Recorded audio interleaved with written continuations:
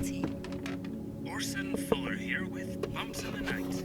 Our guest is Dr. Ian Brunner, a professor of parapsychology researching shadow people for his new book. Come on, you lousy piece of junk. Why do you think these shadow people are dangerous? Shadow people are extra-dimensional beings. Cheap knockoff, They Becky. typically dark, Get what you pay for. human-shaped silhouettes, and are said to be extremely fast and very vicious. Any advice, Doctor? Bright lights will stop them. I tell your audience to be prepared. If you have encountered anything, phone us at 555-785-BUMP. Don't touch that dial.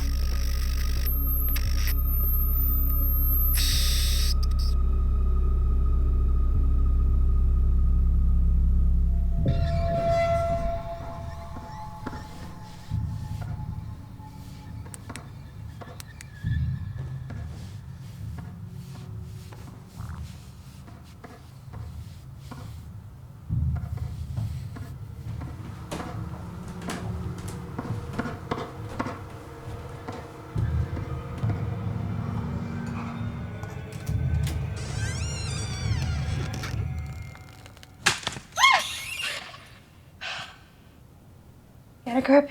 Becky is just a branch.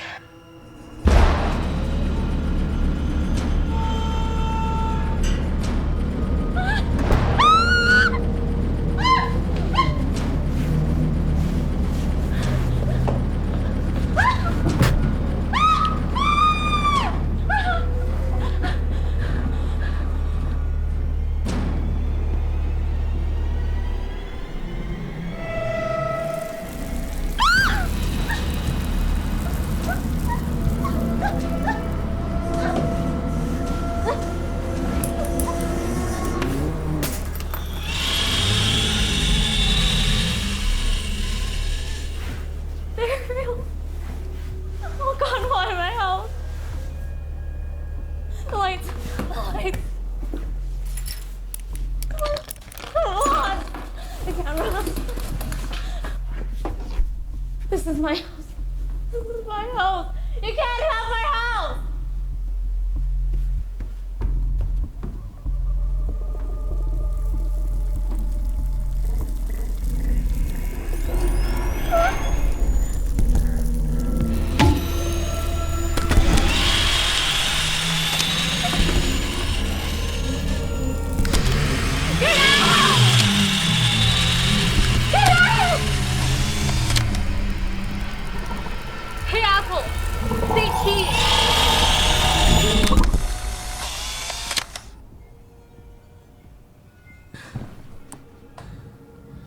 Thanks for the backup lamp.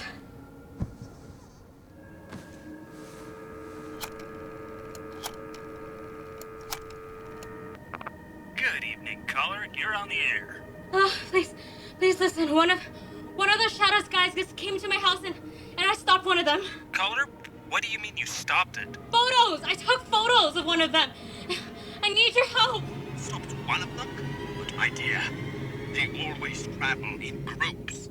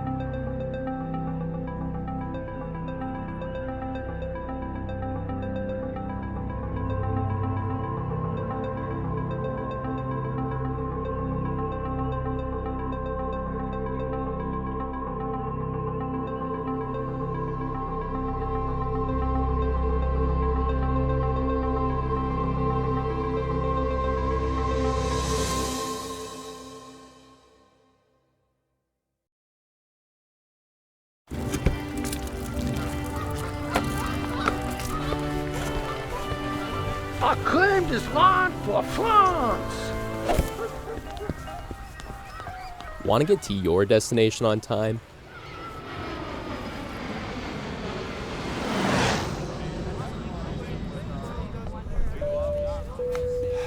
With Carti Air, get where you want to go, when you want to go there. Ah oui, where are you heading?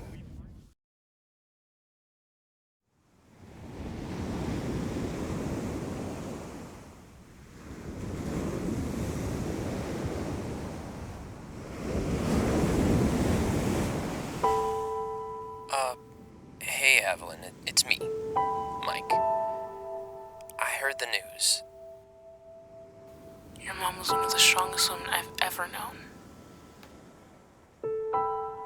Evelyn, sweetheart. Slow down. Just breathing. Your mother loved you so much.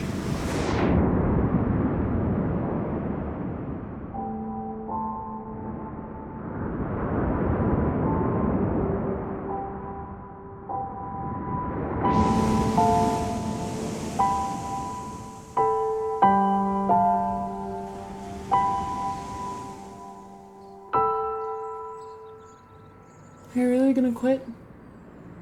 Yeah, I'm done with swimming. It's too bad. I mean, seriously. Look at all of this. Yeah, well, the doctors say I have to quit, so No. Why did all these problems have to start now? no clue. I'm still trying to figure it out. Could it be stress? You know, these symptoms didn't really start until after your mom got sick. Can we talk about something else? How's your dad doing? Oh, it just seems so pointless.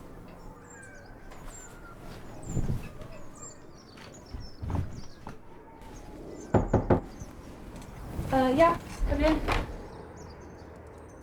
Okay. I'm out of here, girls. Here's $20 if you want to order a pizza. Thanks, Dad.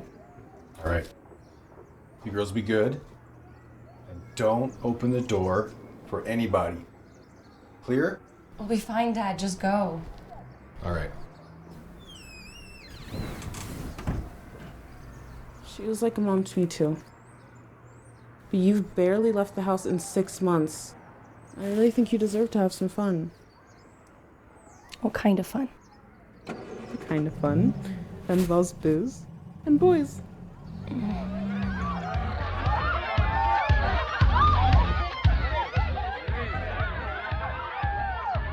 Can you take your shoes off? Thanks. Take your feet off the table. Oh. Kim, what the hell? Excuse me. Hey, you can't smoke that in here. Mike, stop them. People just keep showing up. Tell me, get everybody out of here. You want me to ask everybody to leave now? Mike, please. This was supposed to be a party. My dad's gonna kill me.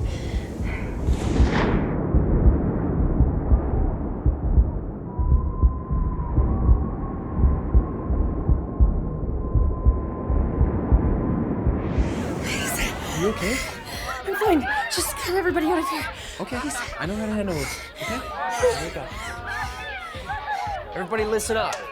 Party's over. Everybody has to get their asses out of the house right now. What? The owner's a cop and is coming home any minute, so if we could all just kindly, get out of here. Oh, he's a cop? Let's mess this place up! No, stop! Cut it out! Get the hell out of here! Stop that! I'm so sorry. I did not mean to. Whoa. Are you okay? What's going on here? Wait, breathe. What? I did not.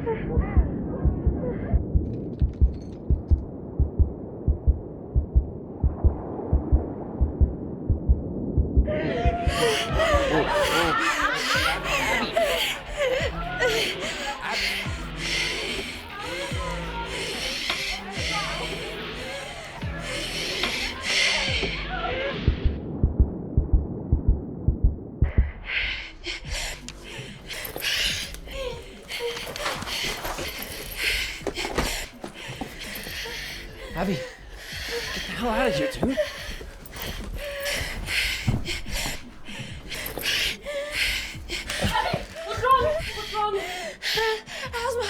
I need my puffer. Is it okay? Where's hospital supplies? My purse. Hey, assholes! Abby's having an asthma attack. We need to find her purse.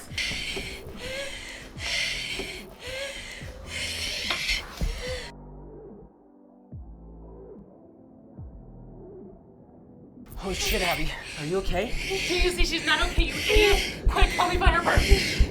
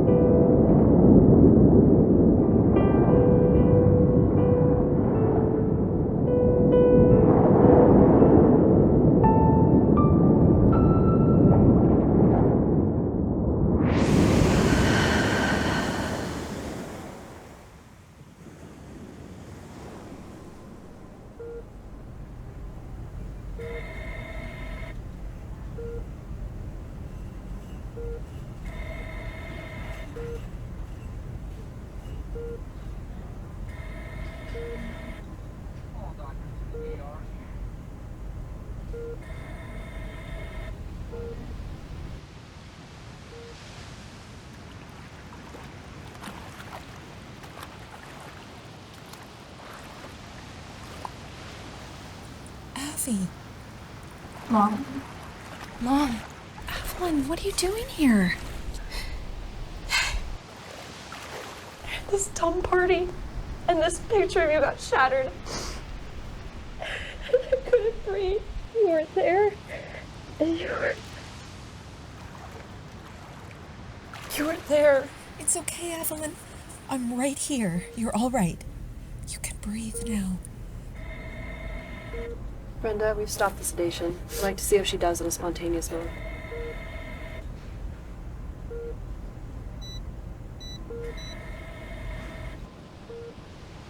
I just miss you so much. I miss you too. But you have to go back. The door is closed for me, but you still have a little time. You can't waste it. I'm too afraid without you. Abby, there's nothing here for you. You have a life to go back to with people you love. Think of how your father will feel if you leave.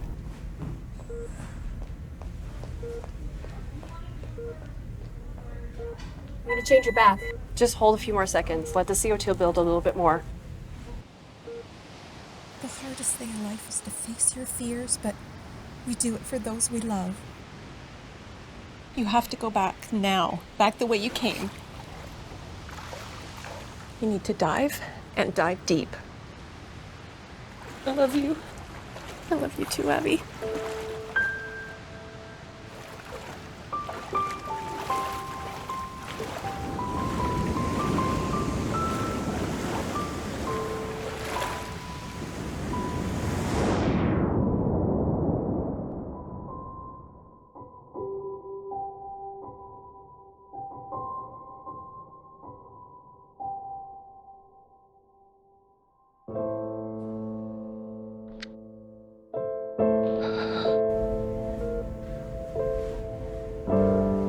Did you see that? I did. Is that a breath? He's breathing.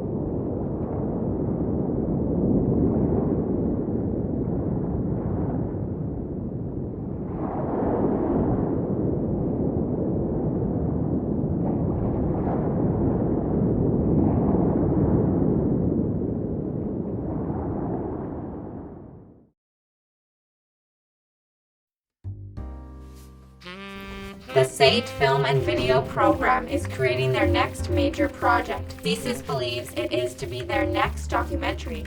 Other documentaries have suspicious contents. Zombies, shadow people, plant people in space.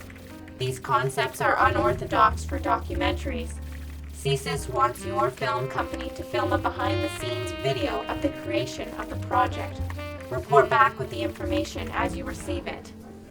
This is my chance to be an investigative journalist. Where there's a story, there's an answer. Did you get that email? You just gonna keep staring? I had to think quickly. I got that email. Good.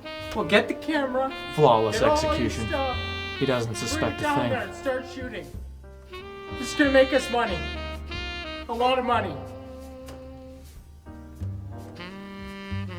This is my chance. What was that? That wasn't in my head. What do I say? Nothing. I was worried about you there. And if you see me on set, I'm undercover as well. See ya. First day of principal photography. One of the important things you need for principal photography is the camera. The crew didn't have the camera. To be fair, I was away. And also to be fair, the camera was booked by B Group for a bit. It was booked by B Group. Wow. Which B Group, listen up. If you're just playing with the red, you gotta know that big boys are doing their thing out here. They're supposed to look like that. So this boy, our AD, is currently sleeping on set.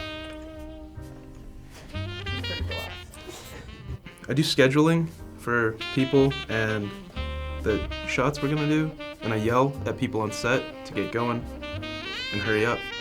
Right here, I'm gonna have him going up and down, matching the swim movements so the hair's like jellyfishing. Oh, okay. I thought it was octopus.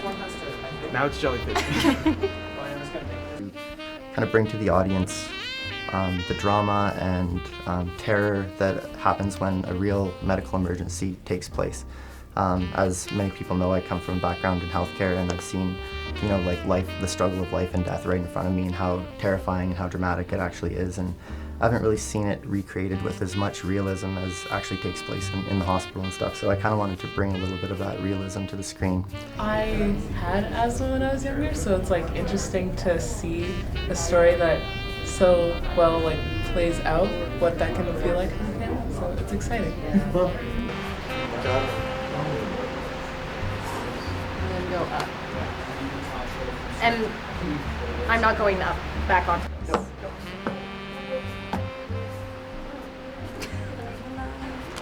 I wanna be where the people are. I wanna see them dancing. Explain to the viewers at home. This is the way we achieve the optimal hair. Okay. We tried many different tactics on myself. Teasing too tight was our first mistake. Okay, now let's try some rehearsals. You want That's not my fluffy. job. Because that's what really gives it the lift. The va-va-voom, the hairspray. The va-va-voom. No, because we literally only have That's an my hour tutorial left, for right? you. My attempts are futile so far, but I will get answers. Where there's a story, there's a story. And this story begins when this story begins, which is now. Think start at the hips, then move your shoulders. So you're going, pull it, oh. So as if it's coming, oh.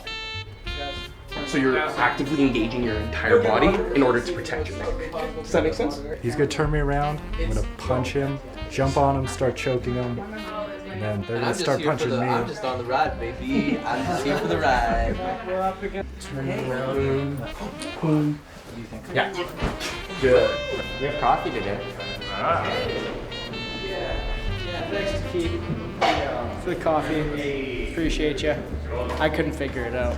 That's good. Alright, guys, we're gonna need you to talk back to me. Okay, let's just have one voice. Jeremy, we're gonna rotate the slides a bit and you tell us what works. We need to be faster. I see it.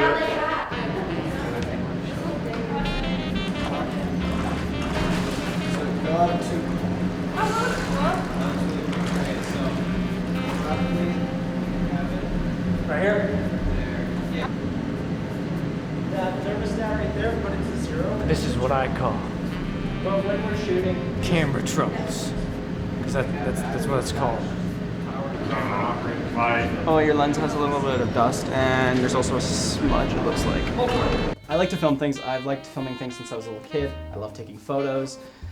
Figuring out how to compose a shot and make it look pretty with lighting is a large part of storytelling, and I think that it is an extremely fun experience overall.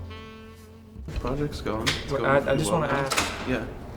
Where did you get the inspiration for all these ideas? I mean, it's non-fiction, right? Like it's based on real stuff. No, it's actually all fiction. It's fiction. It's all fiction. As in, it's fake. Yeah, it's like a movie.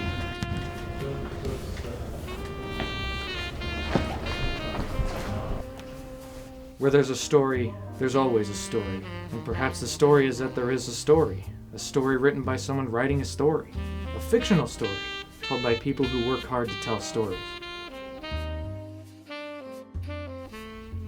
It's fiction. Made by people who want to tell stories.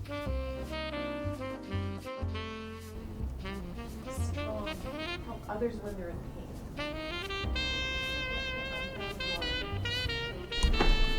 Well, aside from the rack leader, that's a wrap on Breathe. I just want to say thank you everybody so much for all the effort that you put into making this thing happen. I really appreciate everything that you guys have done. You've donated your time and effort to this project, and I really appreciate all your effort and all the love and care that you guys put into this project. And from the bottom of my heart, I sincerely thank every single one of you. Relief is a word that comes into mind. It was a lot mentally to take on, but I think thanks to the hard work and dedication of a really great team, we were able to pull off some things that I wasn't sure of initially. So I'm really thankful to the entire crew. I'm excited because we have, there's still a lot of challenges to come, of course. When you're working in the editing suites, there's always lots of creative decisions that can be made that will affect the overall theme. And what I'm really excited for is to think about what this story means to the audience, what the story means to the crew, and what story we want to tell, because now we really get down to those details and shape the story. So I'm excited to see what the final product is, because we might be making some changes that could sway it in different direction. And yeah, it's kind of, we're going into the unknown.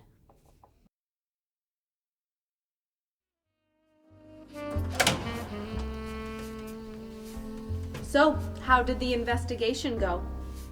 She's on to me.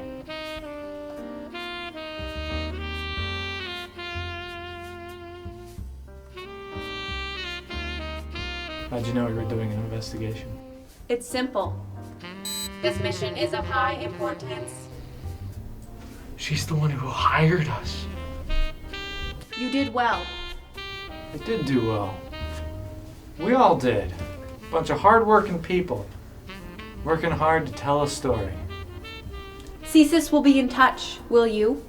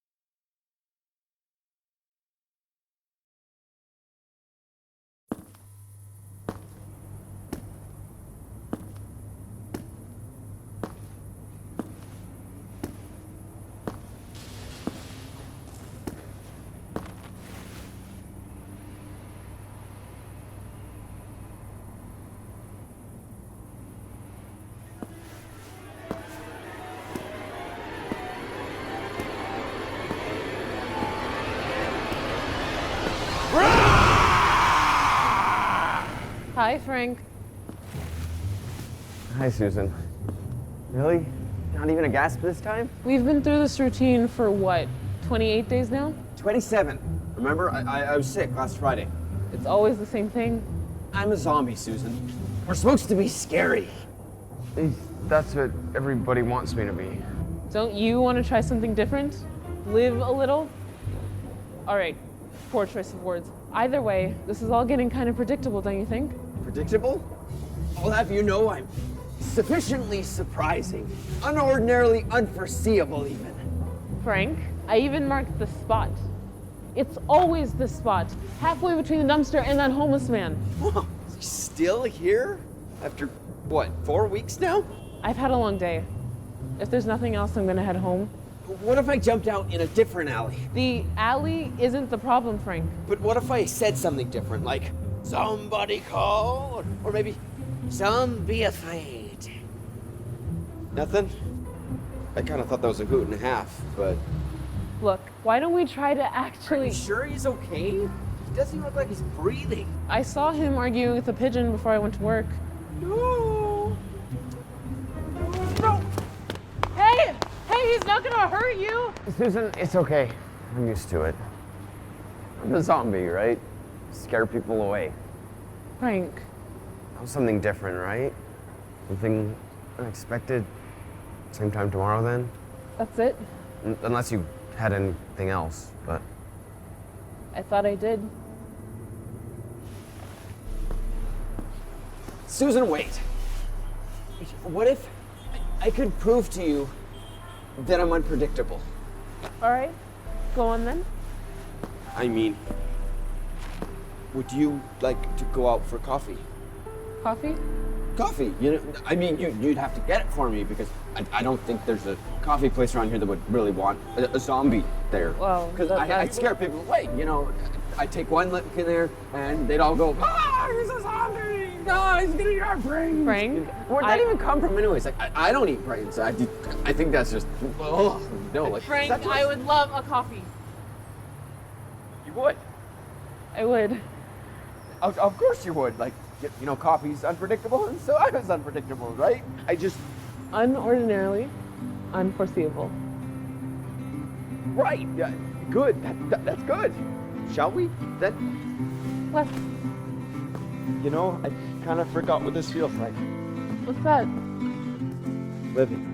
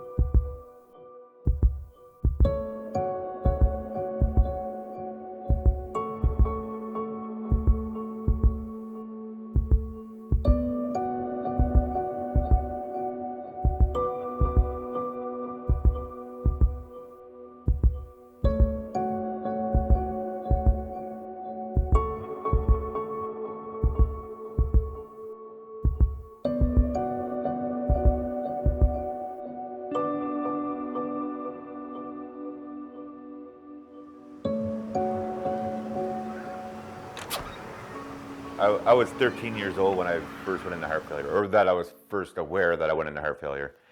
I couldn't lay down and sleep at night. I had a hard time breathing, so we thought maybe it was asthma. And this one day I was on a walkathon at school, and the doctor called my mom and said, "Hey, where's Adam?" And she said, "Oh, he's on a walkathon. We'll bring him in afterwards." The whole time I'm pretty much dying on the side of the road. So I went in, and from the chest x-rays, he seen that my heart was enlarged. I had my first heart attack in 2005, and through stents and other procedures, I made it up until 2018 when I had my second heart attack. Like, it first started out, she didn't even have a cold or anything, but she was vomiting a lot, and then I bought like a pregnancy test. I had no clue what was going on, and then she said like her jaw started tightening up. I ended up in Rocky View first, and then quickly shuttled off to Foothills. I was in the CICU for a week, and then I got better. I was on medication for a month back at home, and then a month later after that, I found out that I had heart failure. When I was 33, when I went into heart failure, like I was hoping to get my heart back up to 35% or so, and it didn't. And that news that I was still at 20% at that point in time, yeah, I had like, kind of like a breakdown in the parking lot up the street. Before I come home, you know, I told my wife like 3 days later. I found myself in the heart failure ward at the Foothills Hospital. From there, as I was recovering, I had another heart attack, and that is when I was introduced to the VAD people. The heart is a pump. When that pump isn't working well enough, this machine assists the muscle. It's typically reserved for people who are in what we call advanced heart failure, people who are clinically deteriorating despite our best medical interventions. Mentally, I was telling myself I just want to get her done, and so that's basically what I did. I don't remember being super crazy nervous when I was actually, you know, they like wipe you down a whole bunch before, make sure everything's, a nurse braided my hair, and as much as they prepare you for that and they do a great job, the reality is you're on your own when you're being wheeled down there. How I imagine people to wake up from an open heart surgery, or any surgery for that matter, under heavy dosage anesthetic is like, oh my God, like what happened? But in her case, it was like she would wake up and she'd gasp for air. She had the breathing tubes, and then she would just kind of come to and then kind of fall back asleep and then like wake up again and then go back to sleep. And then when she stayed awake, that's when they're like, okay, we got to put her up for a CT scan to see if she had a stroke. And then, I mean, lo and behold, you had a stroke. And I didn't like understand how like severe things were or how big of a deal it was, because I was just happy that you were awake and I could see you. Come on. Yeah. oh my God.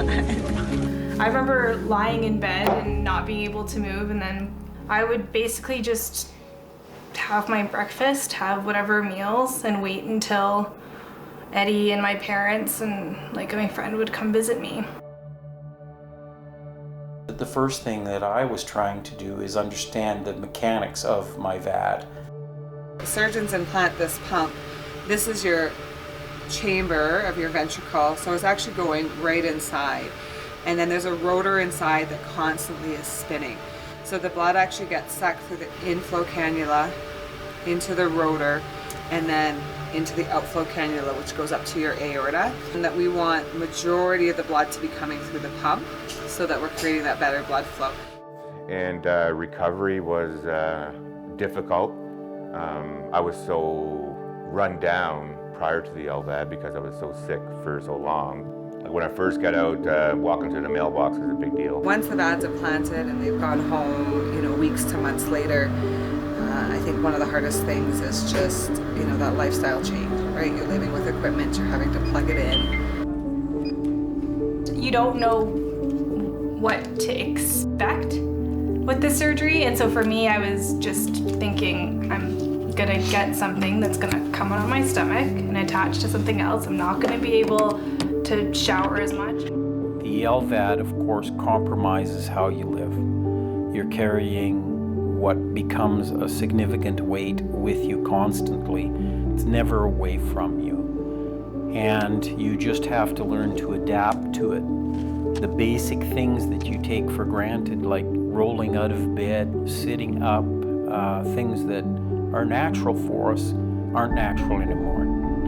Part of your normal routines, such as just having a shower in the morning, suddenly become almost impossible for you. But you do adapt, and it works, and you get used to it relatively quickly. But it is not an easy thing to do. It has a huge effect on how you feel in the morning as opposed to when you didn't have the VAD. Can't go swimming, just the whole cardio thing. I think. Yeah, maybe the cardio thing is what I struggle a lot with day to day, because I used to live, I think, a really quite active life. And so when I got the VAD and then I had the stroke, and then even just recovering as much as I have on the from the stroke, which is great, I still have all these things, deficits, I guess. I don't like to call them deficits, but at the moment, it's kind of like, you know, stagnant, and it's hard for her to make any, you know, any leaps because she's physically limited in some cases, like rock climbing, for instance. She's, before everything happened, I'd like go to the gym with her, and then she just fly up. And then now going, like bringing her and just belaying her, something that makes her feel really, is just a meaningful activity for her to, it's very cathartic too for her. And just to see her cardiac function where it's at, limiting her, like I could see she's still got all the moves and everything, it's just she has to take more breaks, and it's frustrating for her. which I do not like. I don't like taking the breaks. So the VAD has given me that opportunity to go back to living life in a normal way, but of course like a very different type of normal. I sometimes am a little more self-conscious now. You know, body image and self-image is a huge thing with the VAD too. And sometimes I want to be like, yeah, I have heart failure, yeah, I have a VAD, I'm just gonna rock it, it's all good. And other times it sucks because people don't know. They might be wondering, yeah, like, why is that, like, who's that Dora the Explorer over there? Like, why is she always with her backpack? I was so sick for so long, and then when I got that LVAD, it gave me my life back to a certain extent. Like, I was still able to bike and take the kids to the park. I was still able to get to the gym. I was still able to function the normal day. Yeah, like I just forced myself to live as normal and as I used to, like do as many things as I used to do with the LVAD and not let it limit me. I performed at the Halifax Comedy Festival with my LVAD. The comedy industry is a very difficult industry to elevate yourself in.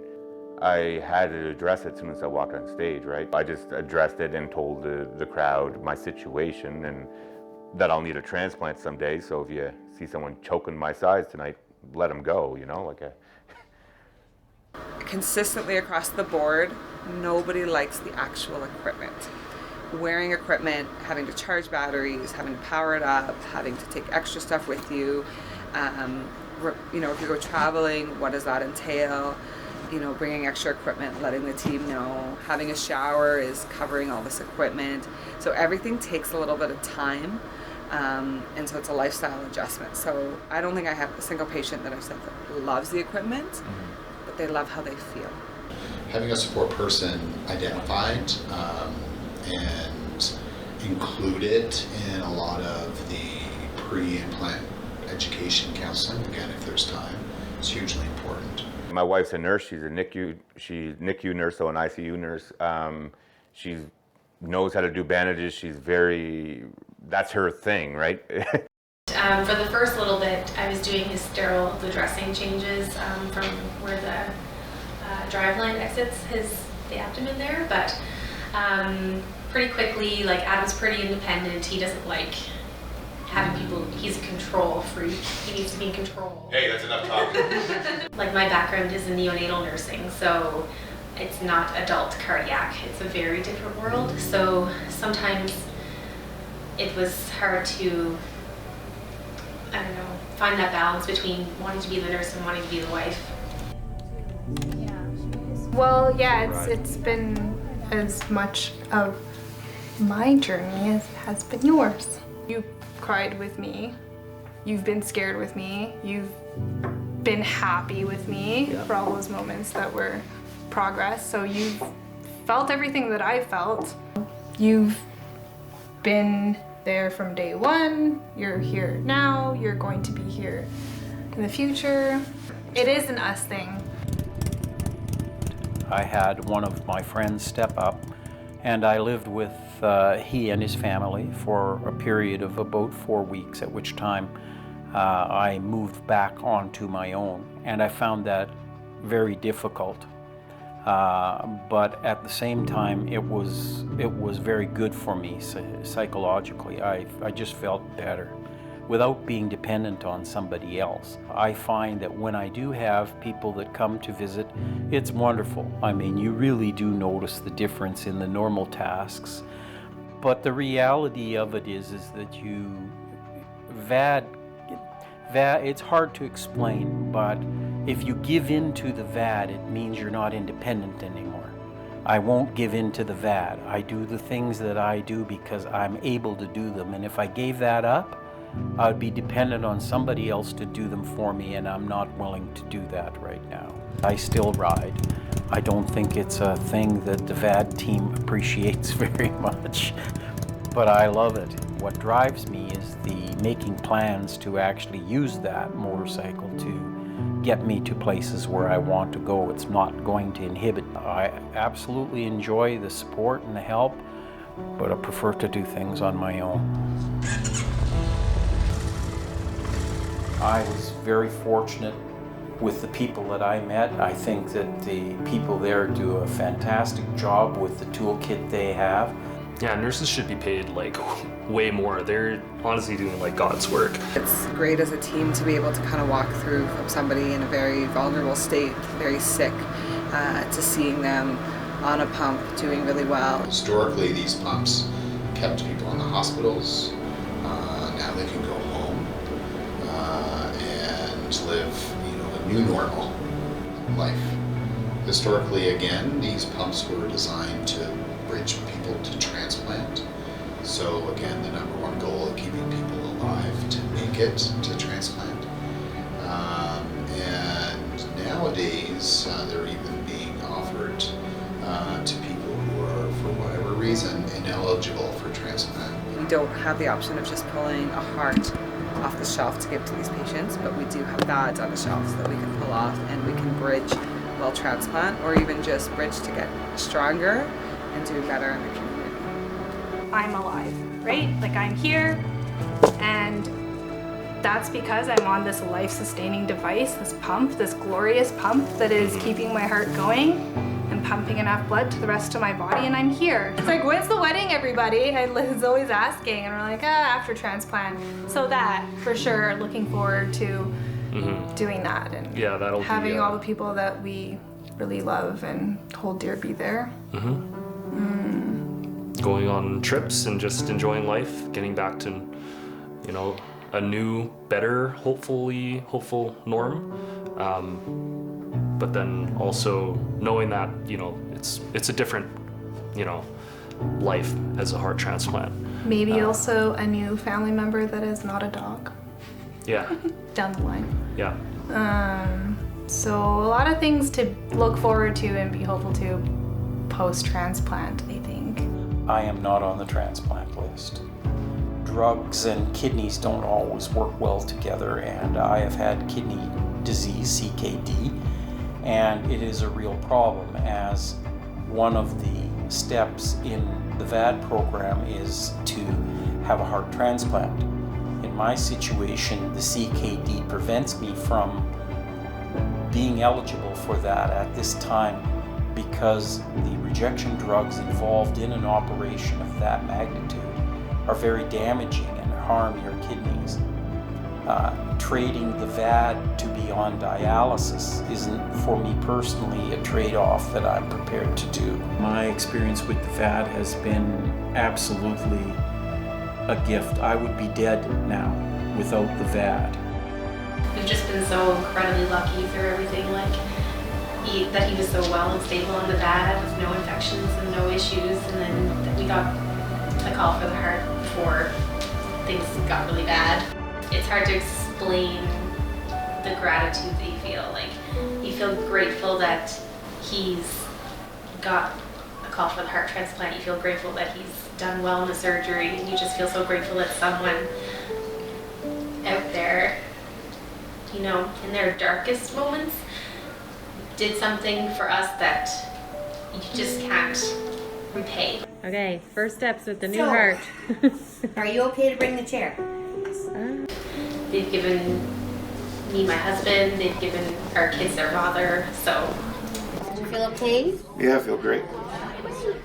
Not lightheaded, not dizzy? No. Awesome. Okay.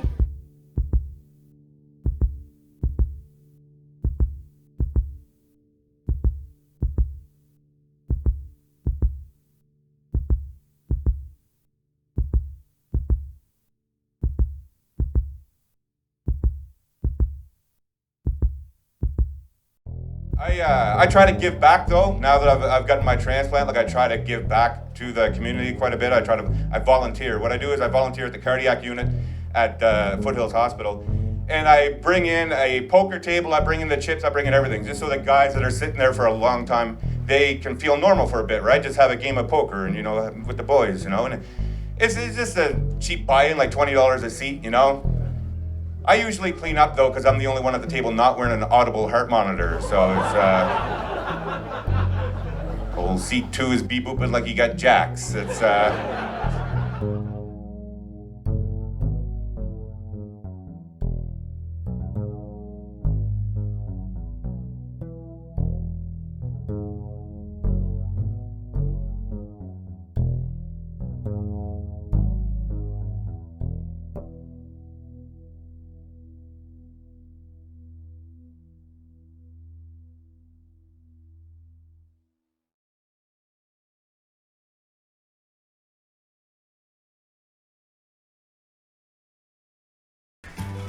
Years of heritage.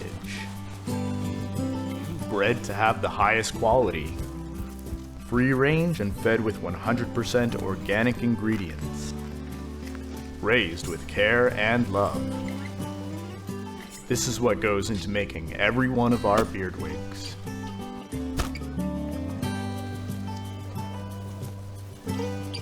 Johnson's Beard Wigs. Feel the quality on your face.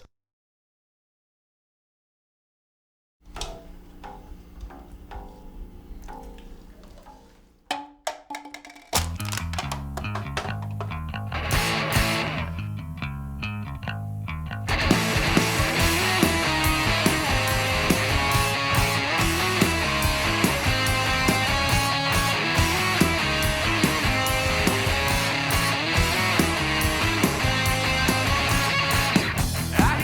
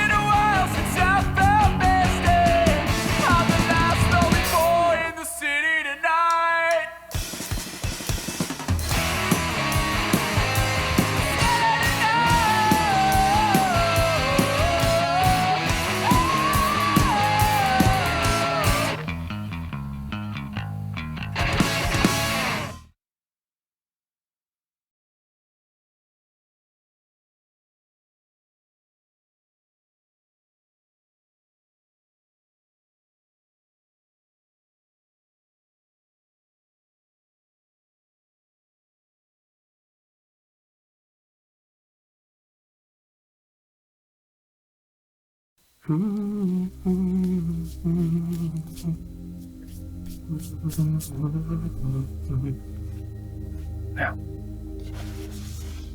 where were we? Nothing is more painful to the human mind than, after the feelings have been worked up by a quick succession of events, than the dead calmness of inaction and certainty which follow, and deprives the soul both hope and fear. Hope and fear. Well, that's enough for tonight. You promised till the end of the chapter. Yes, well, it's late. I have work to do.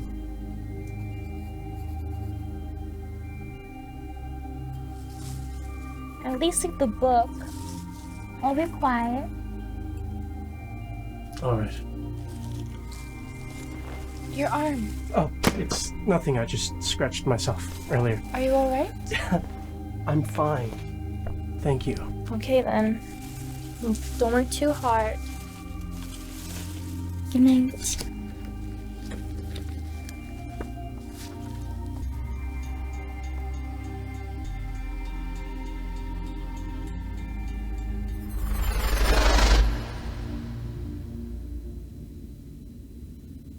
Dr. Crate.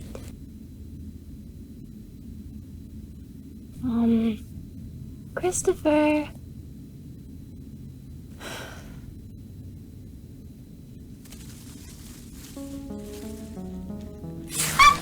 What happened?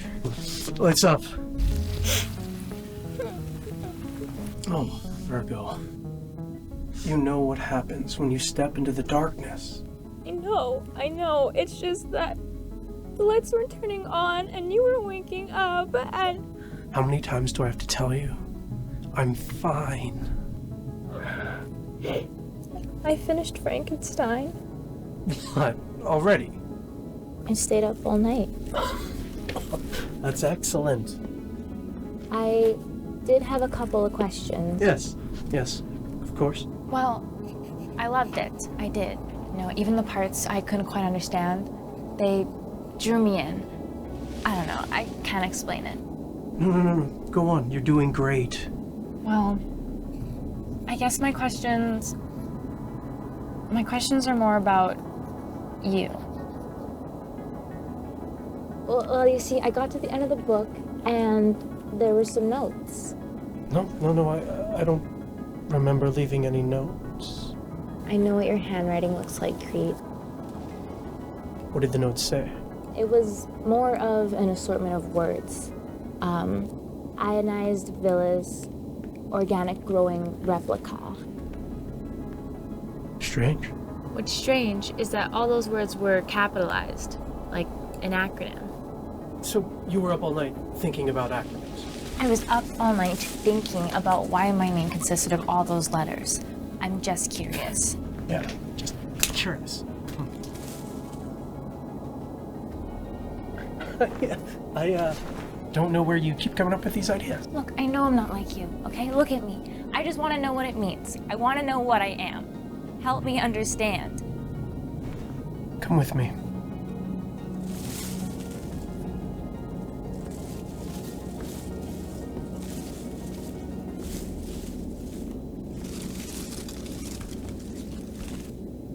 Welcome, Dr. Christopher Crete. I had hoped to ease you into this, but here we are.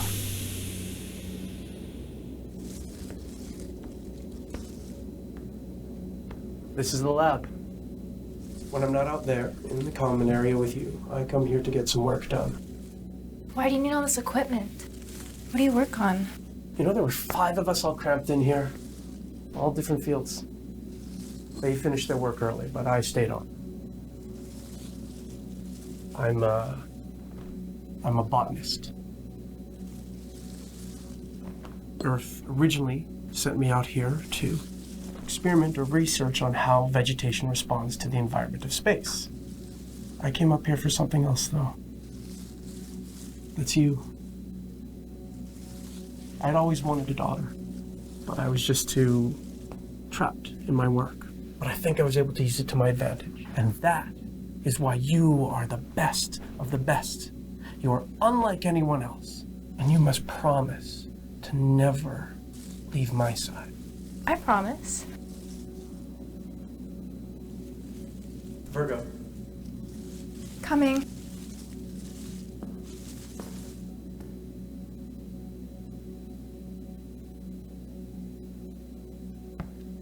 Lights up. What's going on?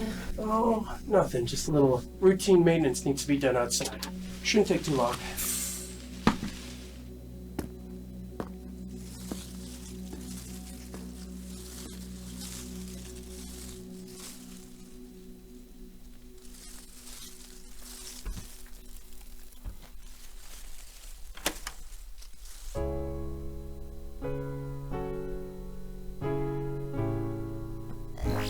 Welcome, Dr. Franklin Tracy.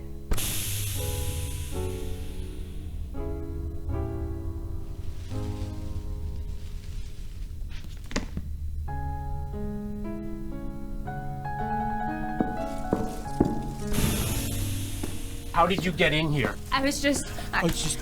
yeah? Do you even know what you're doing? Please, calm down. I was thinking about what you said. Oh, yeah, you've been doing a lot of that recently, haven't you? I was just trying to make someone like me.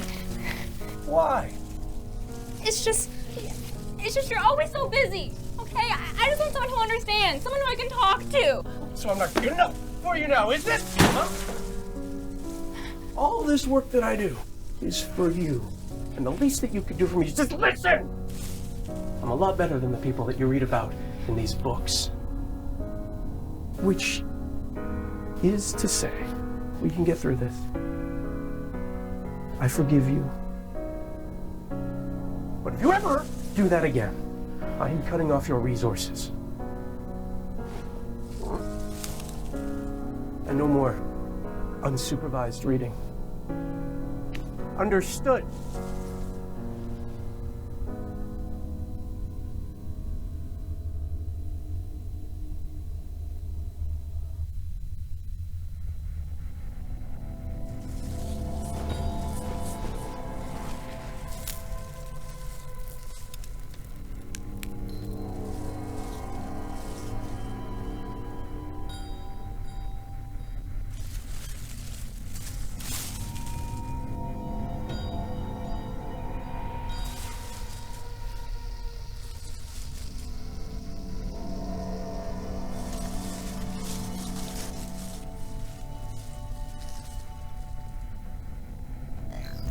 Welcome, Dr. Geneva Klaus.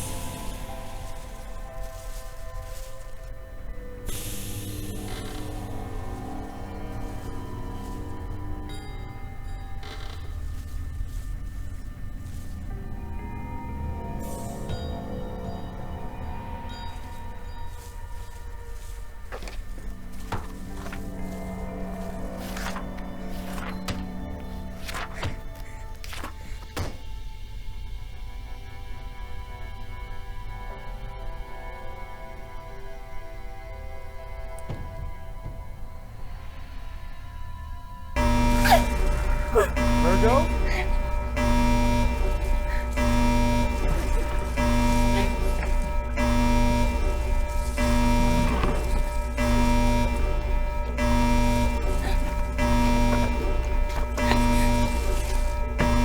Come on, Virgo, we talked about this.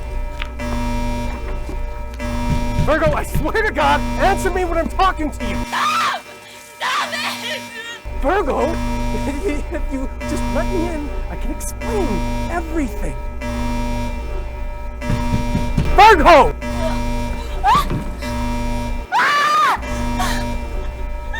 What did you do?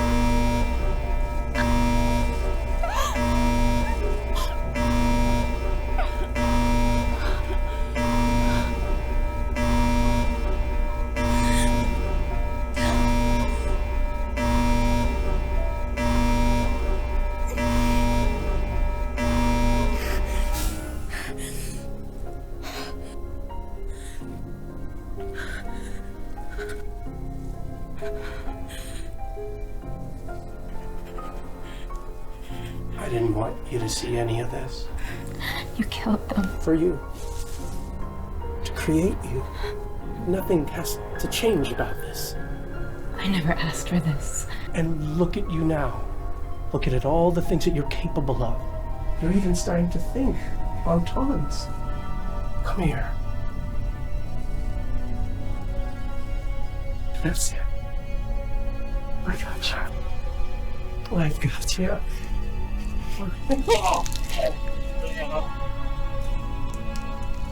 My whole life has existed through and around you. Too tight. Only to find out you are not who I thought you were. You can't survive without me. You need me. Who'll take care of you? No! You made me so afraid of everything I ever wanted! And I can't live in fear anymore.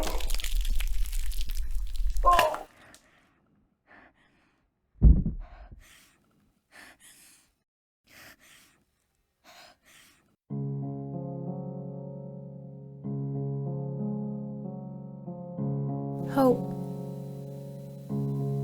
and fear. Life, although it may only be an accumulation of anguish, is dear to me.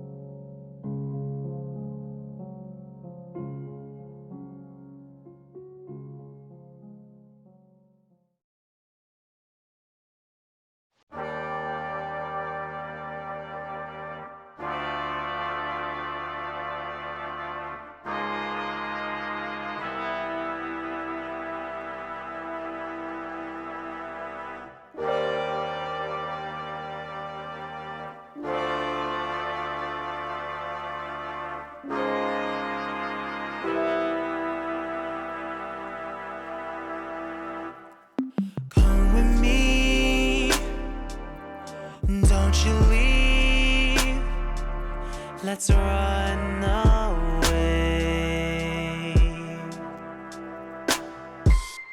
Come with me, don't you leave, let's run away.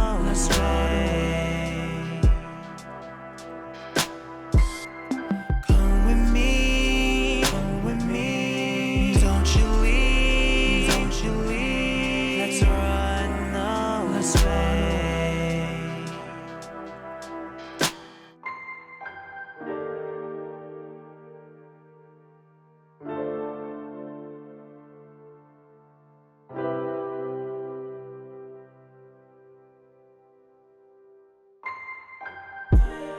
And if we fall out of touch, all these moments broken, regrets we used to hold in. Oh, where did you go?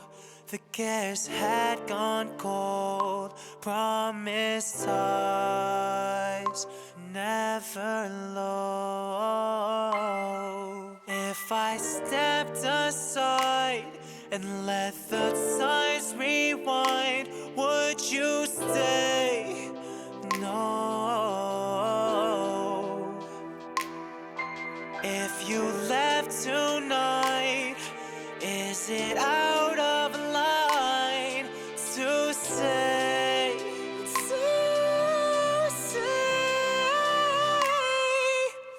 come with me, don't you leave, let's run away.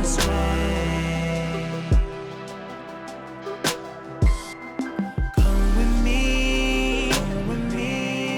don't you leave, let's run away.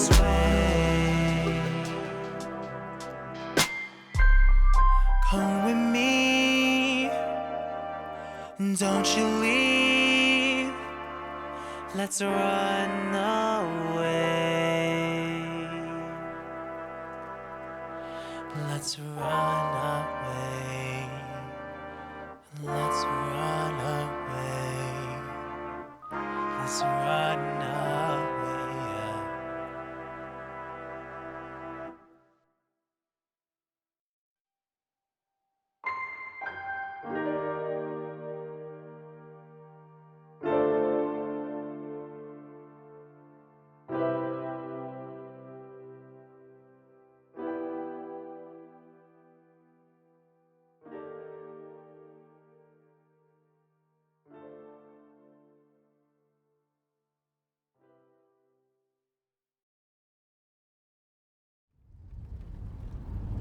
You know, your mom was pretty excited when I agreed to take you along with me.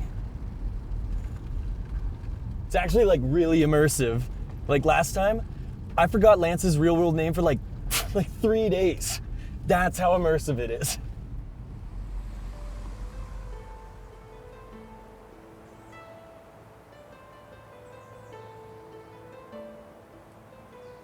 Oh, here we are! Here we are!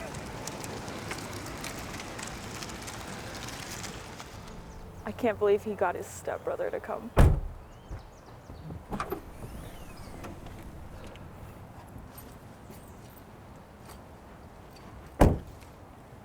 Here, since you're still new, you can't wear full armor. Really? Sure, it's not ideal attire, but once you have some experience under your sheath, you'll be able to earn some real armor. Now get changed, come on, let's go. Knights, Arthur, we shall patrol the woods. The king has informed me that there is a gang of goblins robbing the good people of El Roma. Blake? Goblins? Just you wait and see. And it's Isidore now, okay? All right. And also, you should probably come up with a role-playing name. Arthur isn't very medieval. Yeah, I'm not gonna do that. You better, impotent dog! Now, march! Sheesh, huh?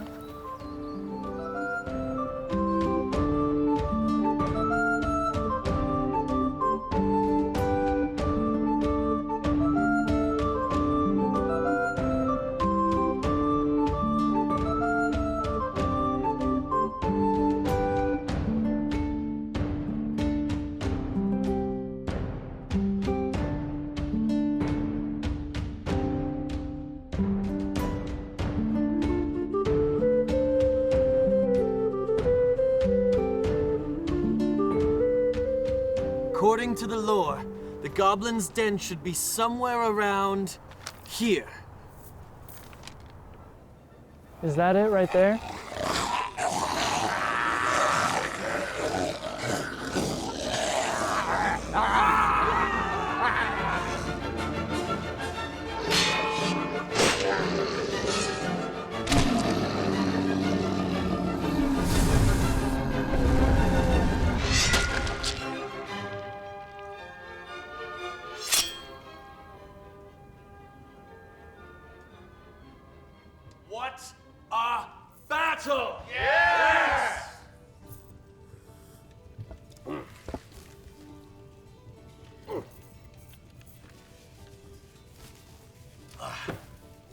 Our next quest is tracking down an illustrious nobleman whom has taken refuge here in Halroma with a meager milkmaid.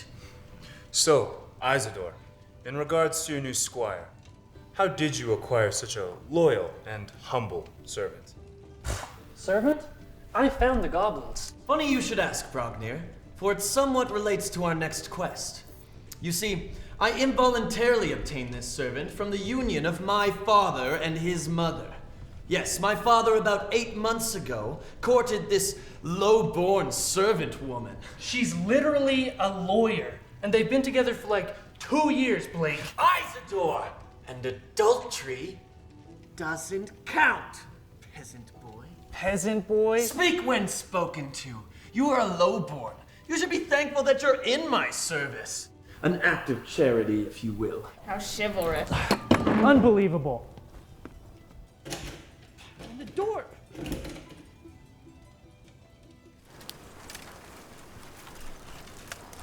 Calling my mom a milkmaid. My dad, maybe, but my mom? Deserter! What? Tread carefully, men. We may be brothers, but we're not blood brothers. What do you mean, deserter? You abandoned your fellow knights! Okay, man, this is getting ridiculous. Fireball! Look, I'm trying to make friends, and you're being an asshole. I'm the asshole? Well, at least I'm not. Well, everything was perfect before you and your mom showed up. You freaking ruined everything. I had no say in that. Why can't we just be nice to each other? Do you hear that, men? The servant wants me to be nicer to him. Ooh, don't make me laugh. Stop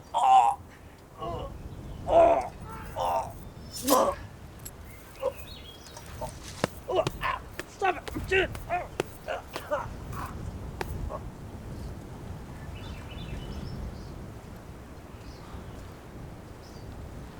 You killed Isidore, our leader, appointed by the king himself. I guess that makes you our new leader. What shall we call you, sire? Call me King Arthur. We already have a king. All hail King Arthur! Arthur! Arthur! Arthur! Arthur! Arthur! Arthur! Arthur! Arthur! Arthur! Arthur! Arthur! Arthur! So not cool. I don't even know what you're talking about. Isidore. So, how long are the campaigns anyway? These campaigns can last anywhere from 1 session till a decade from now. We just got finished one that was a year long, and Brognir married an Orcish woman, and they had the first ever half-Orcish child in all of Halroma. But Halroma kinda has some race issues, so we had to sneak them across the border so that the king wouldn't catch them and destroy them all. It was insane. It was so much fun. I can't believe that you missed that one. Don't worry, the next campaign is gonna be super awesome. Hey, when we get home, do you want to make grilled cheese?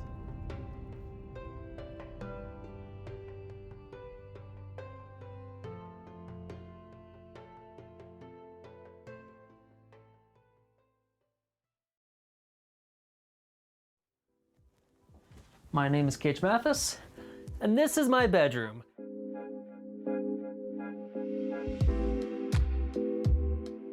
As you can see, I have decorated it with all the various things I like. This can be anything from any movies or TV shows, video games, animation. I'm a very big filmmaker and I like taking photos, so I have all of my camera gear. As a kid, I was really into the stars and galaxies, so we decorated this room with that in mind. And I am also bisexual, meaning I'm a member of the LGBT community. Now, here in my bedroom, I can express that freely without any worry, but unfortunately some people in the LGBT community do not have the same freedom. Queer people who don't have safe places at home must find or create a space for themselves. One such place is a GSA. Out of respect for their privacy, we did not film inside any GSAs, but we were lucky enough to have 3 members of a local high school GSA volunteer for an interview. Would you mind telling me what a GSA is? A GSA stands for Gay Straight Alliance. It is a safe space for those who might be identifying as queer or anything under that umbrella term, or those who are straight and are just supportive of the gay community to come together in a nice, safe space and just talk. And it's safe, so nothing that you don't want to leave the room leaves the room. They're used in schools and high schools and middle schools, in post-secondary institutions, and they're just a place for individuals to learn about queer identities. So it can include people from the rainbow community or queer identities, and it also is an invitation for straight allies to learn more about queer experiences and how to be better allies. So it's not just an exclusive club, anyone can join. Exactly. If you just want a place to be yourself, it's a good spot to be. Just be respectful and nice to everyone and you're good to go. What do you do inside this club? Some days are just hanging out, talking about mental health, and then some days are more structured. We talk about social issues like feminism, current LGBTQ+ history. How to deal with someone who's being like really homophobic or racist. Talked about how to deal with those kinds of people and what to do in that kind of situation, which I really liked because it was really good information for me personally, because you don't want to stay quiet when they're doing that kind of stuff. Right, you don't want to deal with the harassment. Exactly. You want to do something about it. Exactly. Not all of the stuff we talk about is necessarily related to LGBTQ+ topics. Some of it is just what's personally going on in each other's lives, and it's just a place that you can talk about pretty much anything. Yeah. Right. It's basically just an open space to sort of be yourself. Exactly. Being true to yourself and in a place surrounded by others like you is something a lot of queer people value. That's why events such as this Rainbow Reception take place that allow the community to come together. What you know, that you sent me, the one where you're showering with wet hair dripping. Tell me about the Rainbow Reception event. The Rainbow Reception is a Pride Week initiative sponsored by the Student Association and the Gender and Sexuality Inclusion Committee here at SAIT. We do live entertainment, we have free food, we kind of have an educational piece here, just with some employees and students sharing their stories, and it's really to just foster an inclusive and diverse community. So we do have a drag queen show as well as a drag king show. Wonderful people, we've had them 3 years in a row now, as well as Gianna Smith, one of our instructors here at SAIT, who transitioned very openly. She performs her own songs, originals, and really just reaches the community in a very positive way. Yeah, absolutely. I think self-expression is a very personal way to communicate with yourself, to embody your feelings, your emotions, and really just grow a relationship with yourself and others. Like I said, I believe that everybody has a right to be who they are, whoever that may be, and they should never feel like they're not allowed to be the person that they are. So I really think that in Calgary here, we have a very united and strong community, and I'm excited to see how it grows. Self-expression matters a lot when you're LGBT, because most of the time you feel like you have to mask who you really are. Events like this Painting with Pride, although small, help give queer people the opportunity to express themselves. And what are you doing here? We're painting for Pride. We're finger painting, trying to sneak in some educational pieces. So we're giving people a bit of like queer trivia. There's questions tied to each color, so they have to answer a different question every time that they want a new color. And if they get the question wrong, that's totally fine. We just tell them what the right answer is and then give them the color. Yeah, just kind of sneaking in some education as they're finger painting. That's my thing, yep. Yeah. Why do you think these events are important? Visibility is really important, and I think opening conversations is really important. So far, I've talked to a lot of people who didn't know what cisgender means today, and so I think giving people the space to come and find out what these terms mean in a really friendly and non-adversarial way, without being like lectury or making people feel like they're in class, but they still get to learn about it. That's what the goal here is. Have you ever been in a GSA? GSAs weren't really a thing while I was in school, but when I went to university, we had a Pride space. When I was in school, I dealt with like a lot of harassment, so I really enjoyed going to the safe space. I spent a lot of time there with like-minded people and feeling like a part of a community. That really helps me to to recharge and be able to go back to class.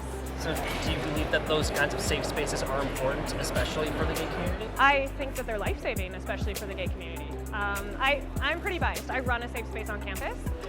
It's not a queer-specific space, but it's intended to be a safe space, and so I think they're literally life-saving resources. Yeah. GSAs don't just affect the people who go to them. Turns out, they have a big impact on the school as a whole.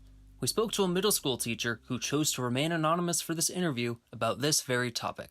I've seen a huge shift having a GSA in the building. Like, these guys are loud and proud, they wear rainbows, they talk about dating whoever they date.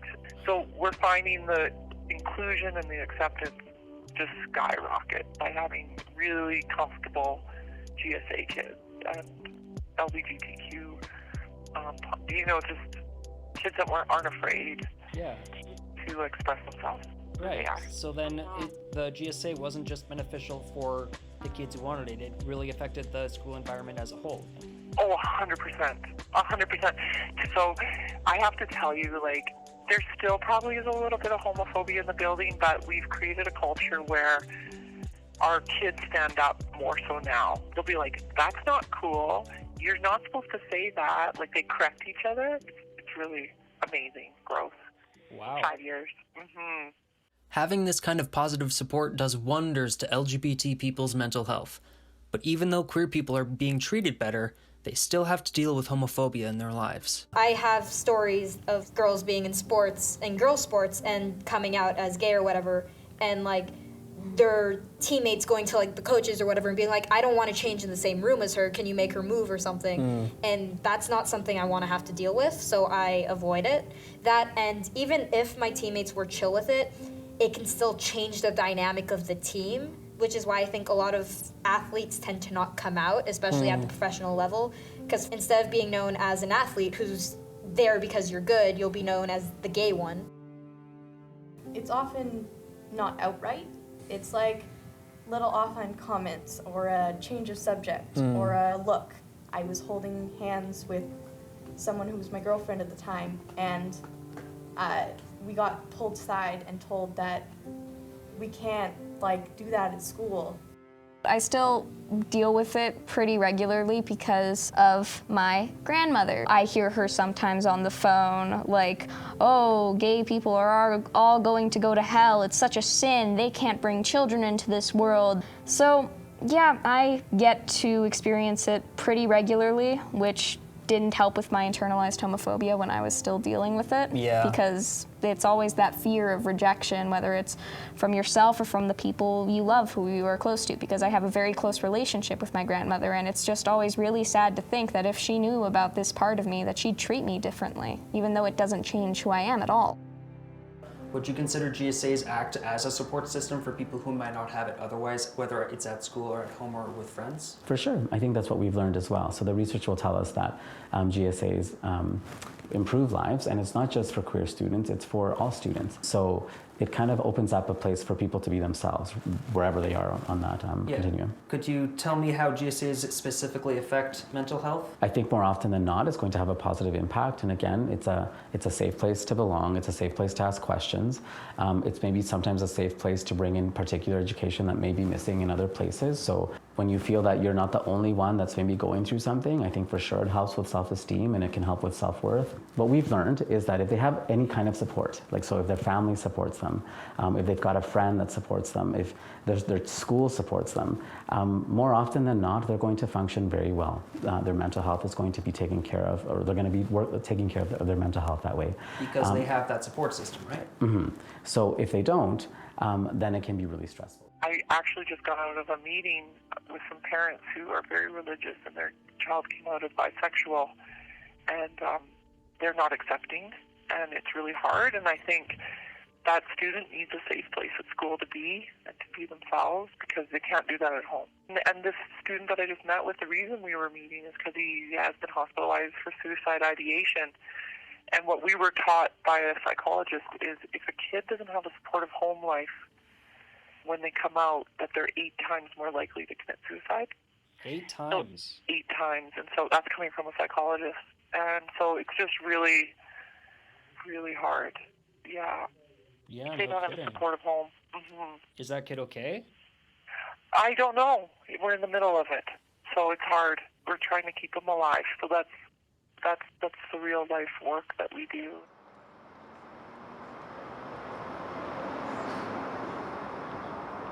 Do you guys know about the UCP's Bill 8? In a quick summary, it just means that a lot of kids are going to be outed to their parents if they want to continue being in these supposedly safe spaces. Because Jason Kenney's Bill 8 has deemed that for the safety of the children in the GSA, their parents need to sign a waiver to allow them to participate.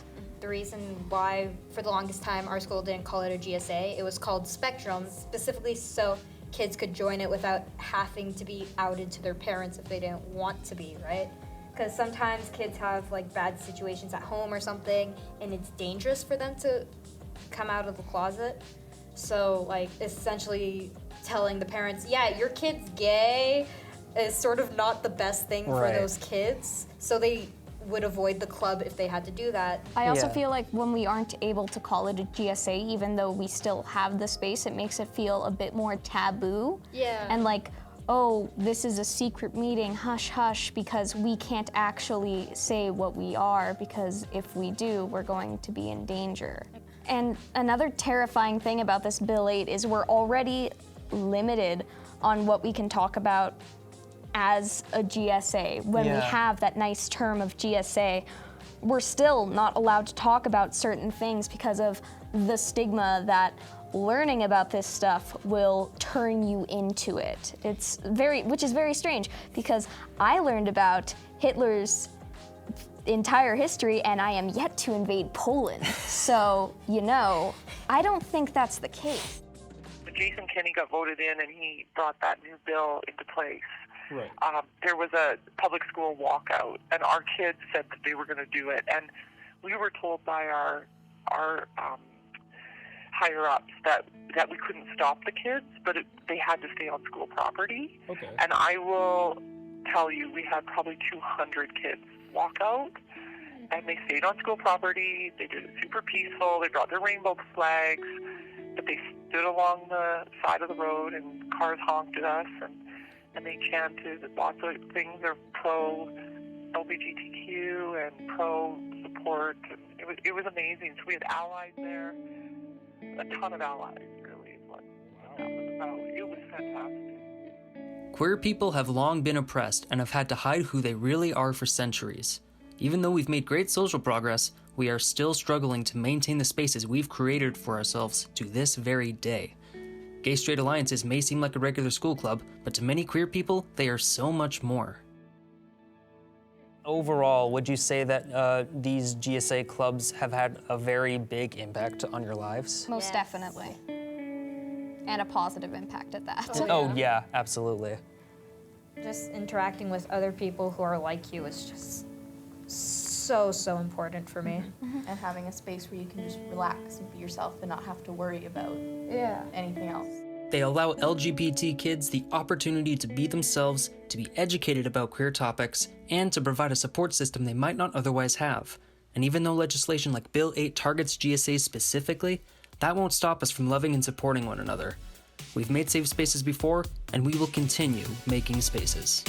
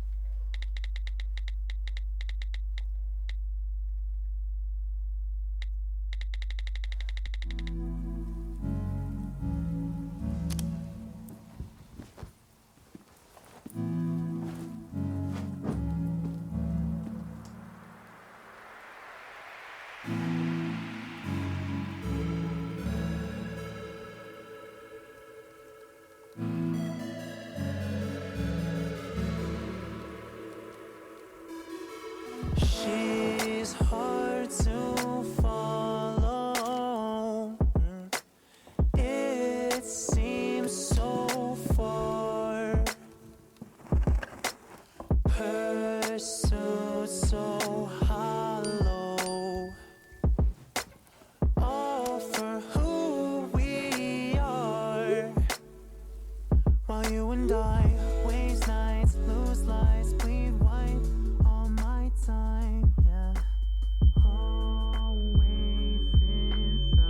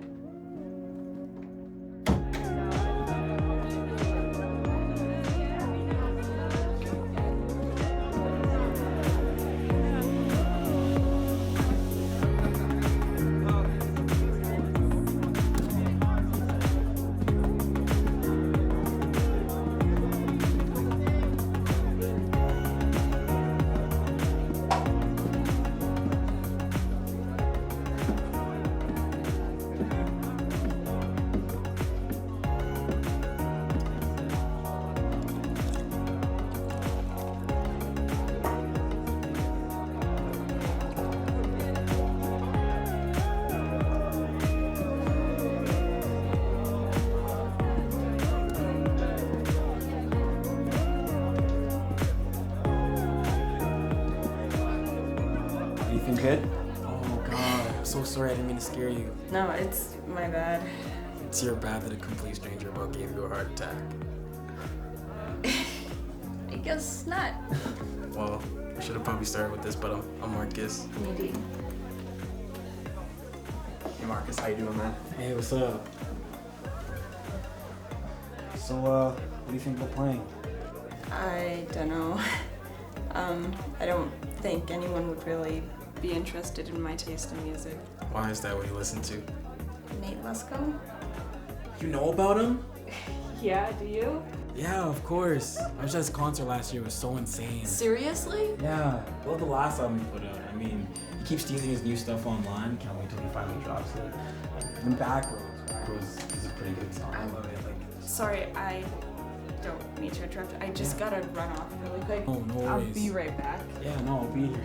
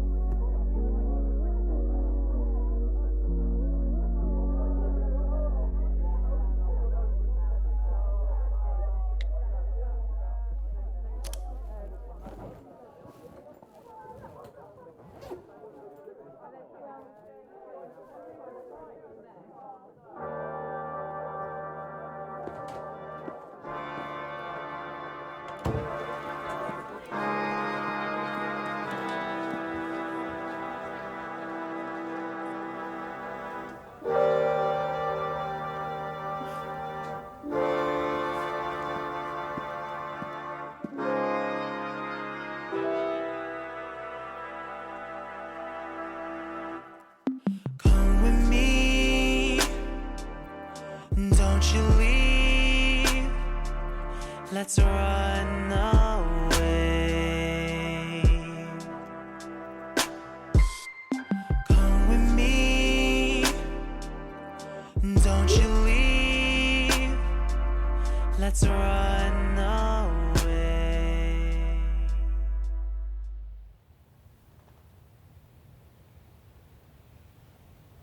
We're really not gonna talk about this? Look, you gotta give me something here. I want you to talk to me. I want to understand Nadine.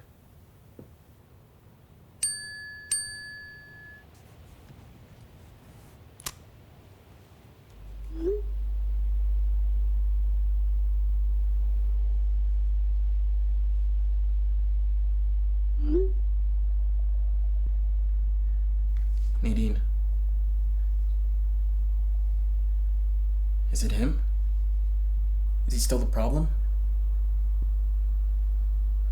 Because I'm not him. Promise I'm not. Come on, we can't end like this. Please just talk to me.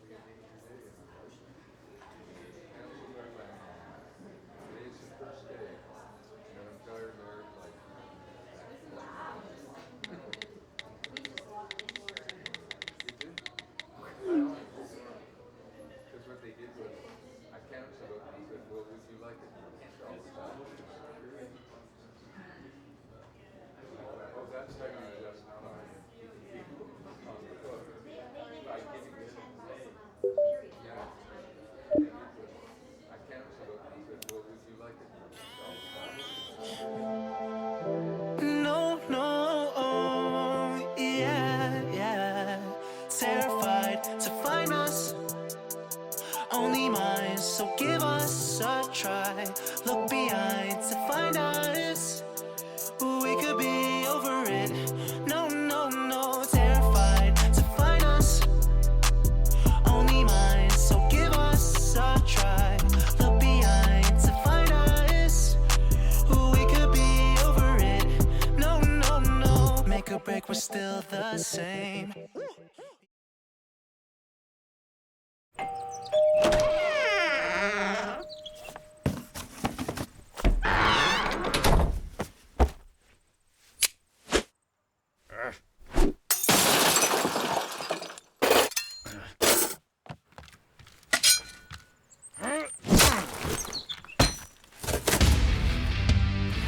Grizzly's Fire Axe, for those moments when you need to make the cut.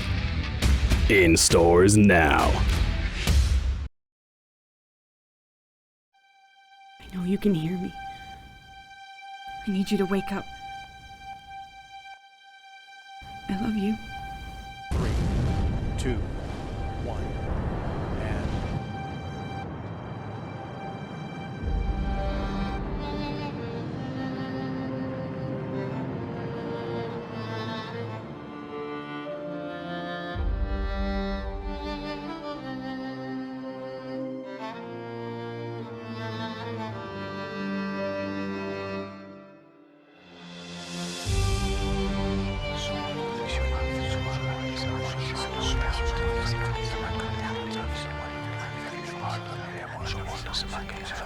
Clear.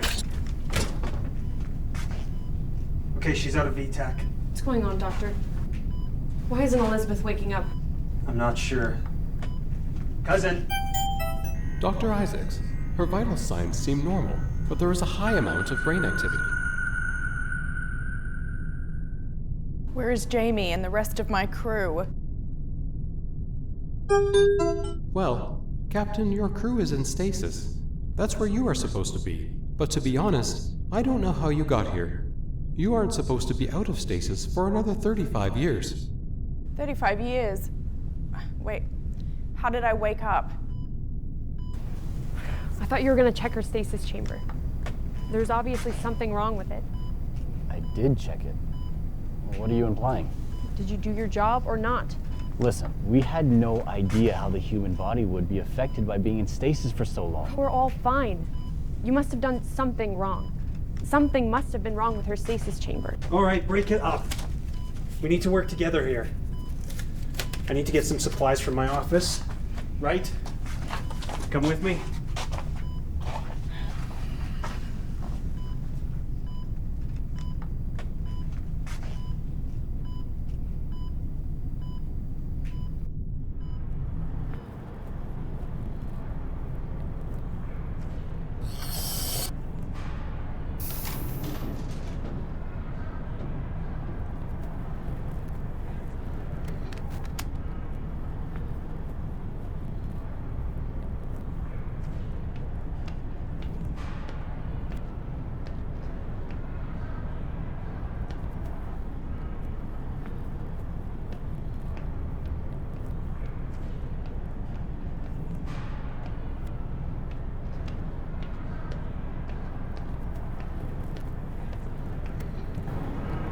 This isn't the tranquility room. How am I supposed to get to the core? What do I do? You are in a mall. Go shopping. Wait, I recognize this mall. I've been here before with Jamie.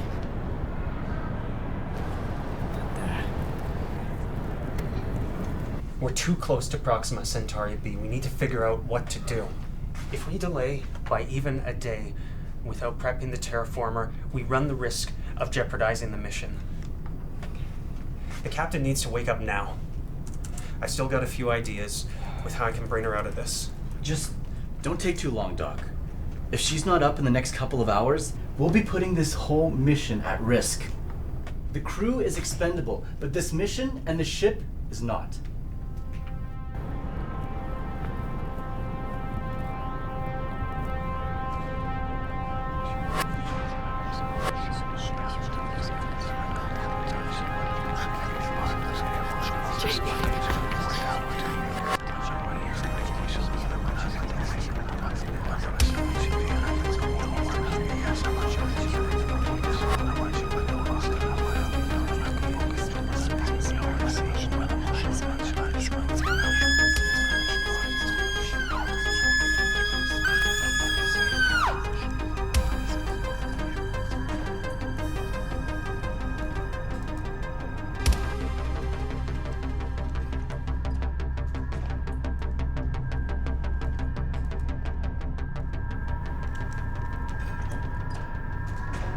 Can you get the door open? No, Captain.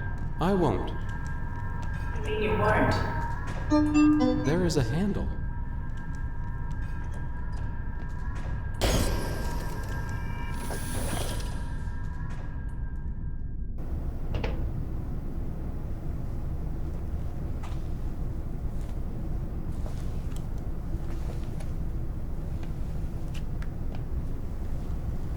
Why can't I just wake them up?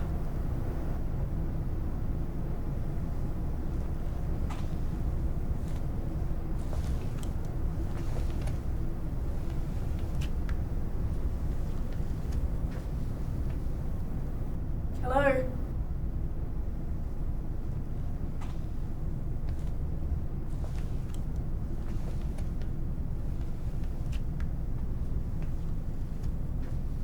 Jamie?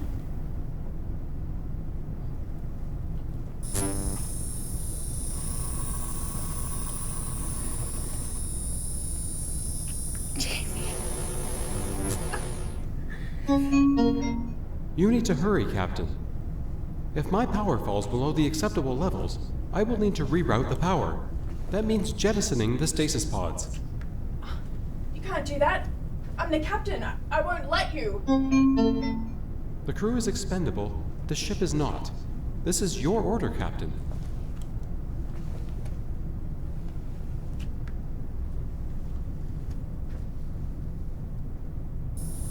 We've done everything we can. It's up to her now. There needs to be a proper chain of command. I know she can hear me. I don't care what you say. If you are unable to take command, then I will. I'm not giving up on her, right? She's our captain. She needs us. The mission is top priority. You know that, Commander. Control yourself, or I will be forced to remove you. Whoa, whoa. We're not going to resort to that.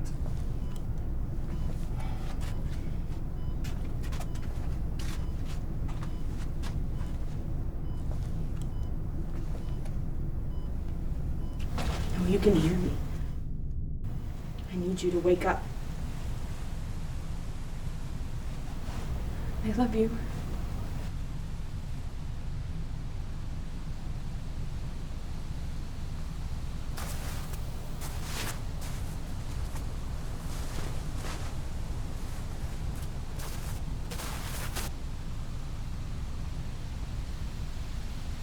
Jamie? Liz, you're here. This is where I first told you I love you. What's happening? Wake up, Liz. I know you can. Jamie, what's happening? You need to wake up now. Jamie. We need you. Jamie. I need you. Jamie, I love you. Come on.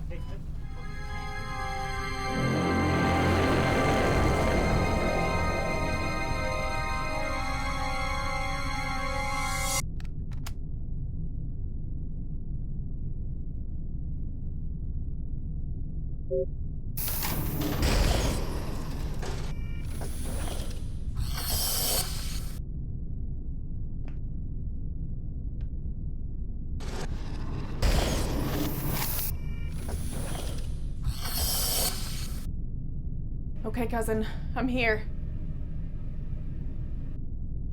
I'm not playing around, damn it. Help me.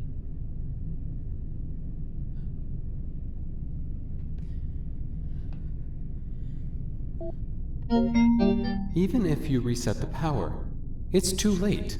Your crew is already dead. You've failed. No, I made it to the AI core. I'm here. You thought that pressing a button would solve all of your problems.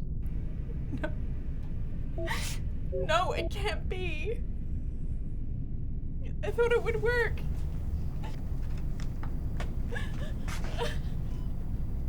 I thought I could save them.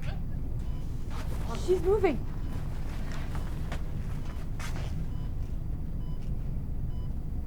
I don't believe it. She's stabilized. It's good to see you. I knew you would wake up. There was never a doubt in my mind. Okay. You need to rest. I'll cover for you. Join us when you're ready.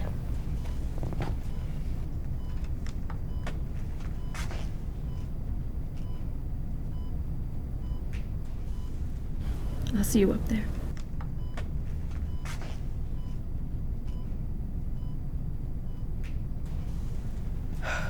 Cousin, what's the mission status? Hello, Captain. Vital signs seem normal, but there is a high amount of brain activity. Brain activity. Brain activity. Brain activity.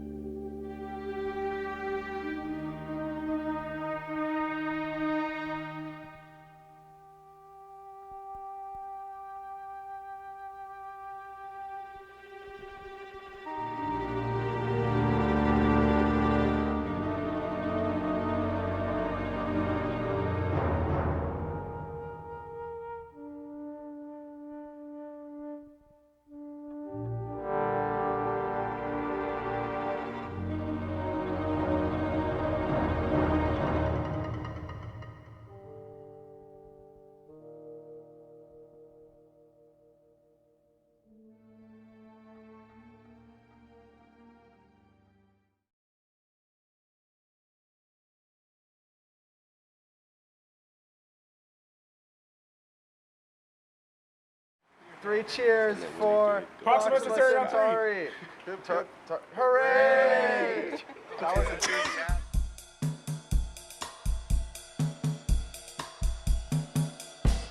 17 Bravo, take 1, Mark.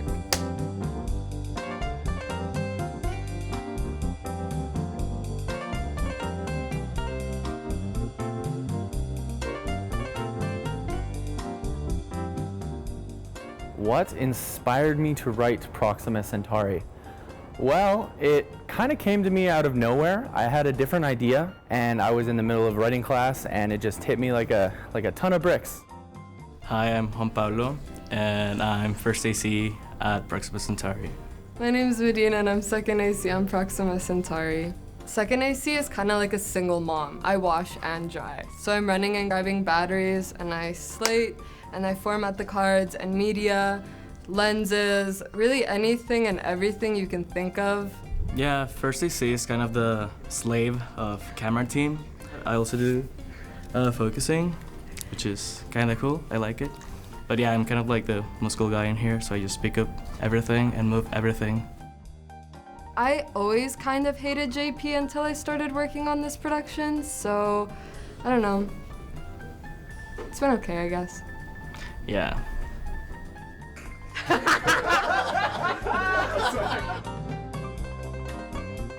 Well, a gaffer is basically in charge of all of our lighting setups, you know, lighting the set, making everything visible for the camera. I make the lighting setups look good for camera, so I do things like dim it with flags, nets, silks, anything that's necessary. The best part about gaffing on this project is the fact that I get to see all the end results, and they look awesome. I get a lot of self-accomplishment from that. Like, I do really enjoy gripping any aspect of blocking out light, and you know, if I gotta put a Fernie on a wall, you know, if I gotta do a team, anything, I love it. I'm Maeve. I am one half of the Dolly Grip team. I'm Jack. I'm the other half of the Dolly Grip team. Well, a Dolly Grip is a part of the grip department. We work very closely with the camera department for any camera-related equipment with movement. We had a jib on this set, and Jack was mainly operating that to make it feel like it was in space. Yes. Yeah, to look zero gravity.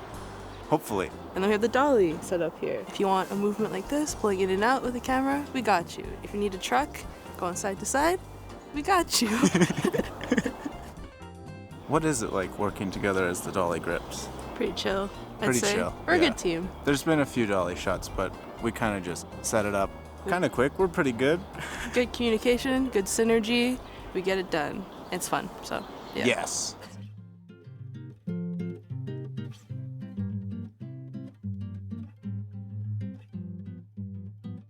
Hi, I'm Keely. I'm second AD for Proxima Centauri. So day-to-day I deal with extras, so any cast, I do call sheets and shooting schedules, pick the order of the shots, and do all the fun stuff, all the paperwork. For our shoot, it's all shot on a spaceship, so it's really challenging for lots of different departments, and it also makes it challenging for scheduling because we have to find different locations that all work. My name is Lee, and I play Wright. My name is Sally Tuchich, and I'm playing the role of Elizabeth. My name's Maren Flexhawk, and I'm playing Jamie. I'm JC, and I'm playing Isaacs. Well, I think it's been great. I've worked with a few crews in my past, and everyone here has been very professional and efficient and very friendly. It's been really fantastic. I've worked with SAIT a few times, and the crew is always amazing. They're super professional. This has been a really great experience. Everybody's been very organized, very nice, and yeah, I'm really enjoying myself. I felt really welcomed with everybody here. I think Chris is like a very efficient and great AD, same as Keely as well. Yeah. They're super fun to work with. And then of course our director, Jake, he's great. And Ryan, the sound guy. They say sound is like 60% of a film, so realistically I'm doing like 30% of the work on this entire set. I don't really work very hard at all. I stand there for like 30 seconds and then I sit down for approximately like an hour in between takes. My favorite part of being a sound mixer is knobs. I'm a real knob head. I like twisting knobs. I got 3 for lavs and 1 for boom, but the boom one usually gets trained down real low because the boom up can't aim the mic the right way. I said, hey, can you get audio? He's like, okay, puts it to the vent. I'm like, nice. Now I know what SAIT sounds like on the inside. This crew seems to work really well together, and they've been really efficient. There's been a couple of days where we've started maybe a little bit late, but we've caught up throughout the day so much that we still finish early. It's been a bit of a roller coaster. I know that we've had some issues, but due to the hard work of everybody involved with the project, I've found that everything went amazing. Everybody did their jobs. Everyone seems to be in very high spirits, and I have enjoyed every minute of it.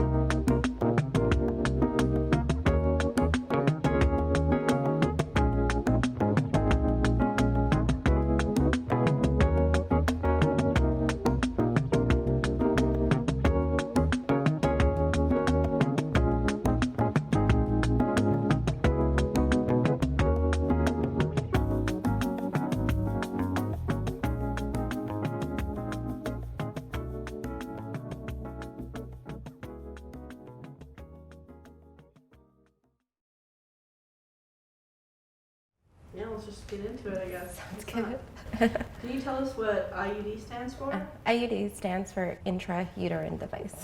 Do you have an IUD? I do have an IUD. I have an IUD. I have the hormonal IUD. Then I got an IUD. Contraceptive accessibility. They can be so expensive and quite the process to get. I was kind of scared of them because there were a lot of kind of scary IUDs is important. Shouldn't be, but it's not talked about. They didn't teach you that. I think the said accessibility of healthcare for women women is extremely lacking. a human rights issue. This topic is huge.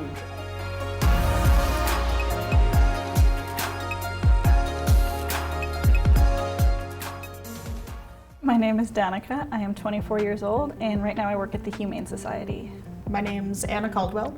I am 27, and I work as an accounting assistant. My name is Aiden Gabrielle. I'm 19, and I am an erotica model and cam model.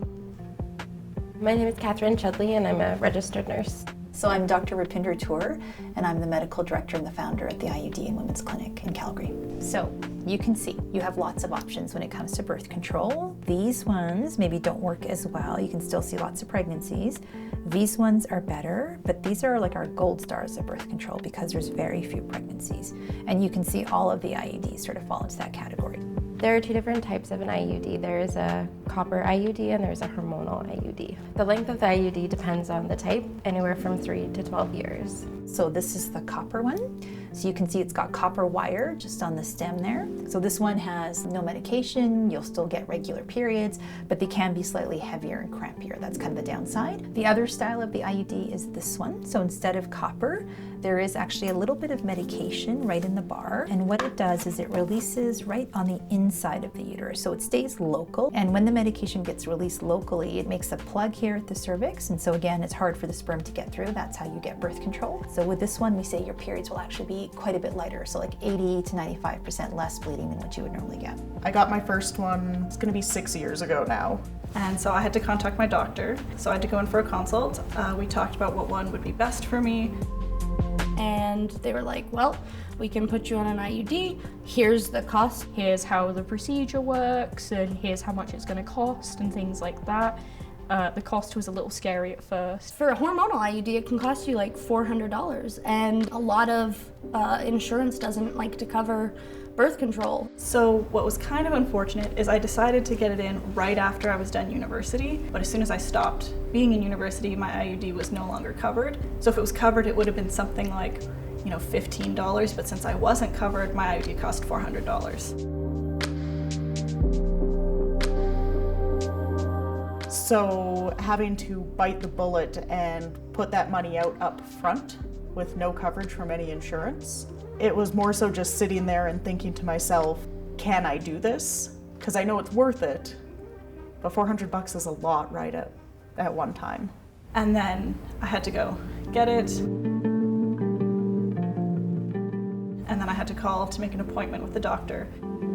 And the day came, I was very anxious. I went in and they, you know, set me up and I got it in, and it was very uncomfortable as it's supposed to be. I've had the experience of, some women not even noticing, like they're like, are you done already? Because they actually didn't feel anything. Everyone was like, oh, it's gonna hurt a lot. Didn't hurt, honestly. It was like a 3 out of 10 for me. And then there are some women who really are very sensitive, and so they actually have like more of an exaggerated kind of response. Oh my God, that hurts. It is the worst feeling. It's not a comfortable experience. It is probably one of the most uncomfortable experiences I've had ever. But most people are in the middle where it doesn't feel great. It's a little bit unpleasant, but it is quick. It's about a minute or two. And I've had lots of people tell me that a minute or two of discomfort to get, 5 years of really like effective, worry-free, you can just put it off your plate birth control is worth it. I'm now at 3 years on my second one, and I would hands down do it again. So far I like the IUD okay. It hasn't been like smooth sailing. The whole time I've had it for almost a year, and I know it can take up to a year to completely settle in. But the fact that I don't have to take birth control every day is pretty great. I don't have to remember to do that. So having the IUD, it's literally like always with me. Where did you learn most about contraceptives and IUDs? Was it in school? I feel like in school I didn't really learn about contraceptives for women that much. You pretty much just learned the standard, either birth control pill or condoms. I was in the Catholic system, and of course, in Catholic belief, you shouldn't be having sex when you're not married. Obviously, that's outdated. Everybody has sex. But for us, sex ed was always, if you're gonna have sex, use condoms and be in a relationship or be married. And it's like, okay, well, that's not useful. Having an open conversation with like anyone would have been helpful. The education on contraceptives is extremely lacking from what I found, even among my friend group. A lot of them really only know about the pill and maybe the patch. I've met girls who don't even know what an IUD is, which is obviously stressful because it's like, bro, it's like the best form of birth control. There's a lot of people who don't even really understand what they can do aside from prevent pregnancy. It can also be used to help regulate your menstrual cycle. The copper IUDs can also be used as an emergency contraceptive. So how significant do you think contraceptives are in modern women's lives? I think contraceptives are a huge thing that they should, well, 1, be informed of, and 2, have access to. They can be so expensive and quite the process to get, and I think, it's important because if it's the best option for someone, I think they should be able to have it. If we're going to be promoting safe sex, then it needs to be accessible. And for a lot of women, it's not. A lot of girls can't access it, or they're afraid to access it because there is such a stigma around it, and that's another thing that definitely needs to be addressed. It is assumed to be for promiscuous reasons, and that the person's irresponsible, and that they're just doing it so they can sleep around, which more often than not isn't the case. You can look at it as a birth control device, and you can also look at it as like a tool of empowerment, because what it really does is it gives the woman the idea to sort of think about what she wants for her life. Now she has this experience of having a goal, being hooked up with resources, technology, innovation to help her achieve it. Now she's succeeded in that. And so I think for me, I feel like it just sparks this empowerment mindset in women that once you can control your reproduction, well, then you can kind of consider, well, what else do you want to do in life? So we're just about ready to wrap up here. Do you have any final thoughts or statements about IUDs or contraceptive accessibility that you maybe want to talk about? I feel like it's going to be hard to make things more accessible to people, I know that. But even if you just do those little bits, like helping those teenagers who want their IUD, help them pay for it somehow. And I think that's where maybe good policy or good sort of public advocacy could come in to really tell the government that, it would actually save the money to pay for the longer acting effective forms of birth control, because there'd be less unplanned pregnancies, it would reduce the number of abortions being performed. I feel like once we destigmatize everything and we're able to kind of talk about those kind of things normally, I feel like it's going to be a lot easier to make those kind of changes. I just think that the education system needs to let girls know that there's options out there and that they can talk to their doctors about it. So I would say, do your research, talk to your friends, visit a clinic or facility that does a lot of them. Get the right information before you decide what's going to be best for you. It's important to know the options and the risks. I think that's the most important thing. From there, it's a lot of work to get everything done, but the first thing comes with the education around it, yeah. Okay, that's a cut.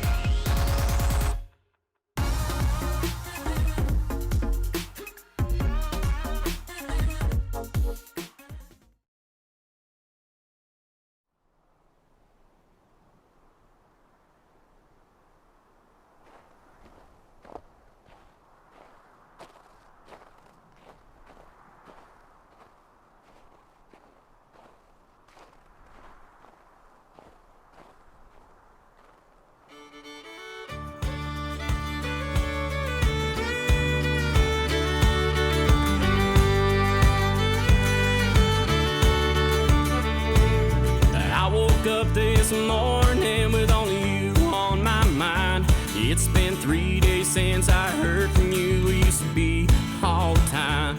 They say follow your heart, but lately I've been gardening with my mind. For the first time in a long time, I seem to be alive.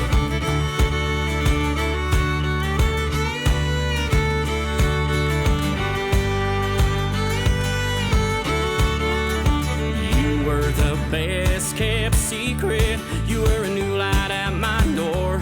I've been running around in circles like 1,000 times before. You gave me a reason and I can't thank you more. I hope one day we'll meet again and turn 3 weeks into 4. 'Cause baby, I know you hate these pet names. You sure like playing head games and playing puppet with my heart.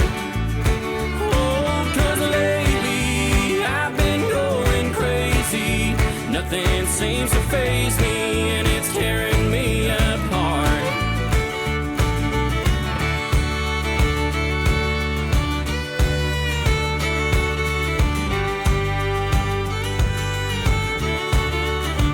You were as pretty on the inside when you tear down all your walls. I'm glad I saw that side of you breaking protocol. Hey, won't you grab me a second chance tonight? Black or white or all or nothing, I will be alright. 'Cause baby, I know you hate these pet names. You sure like playing head games and playing puppet with my heart. Oh, 'cause lately I've been going crazy. Nothing seems to faze me and it's tearing me apart.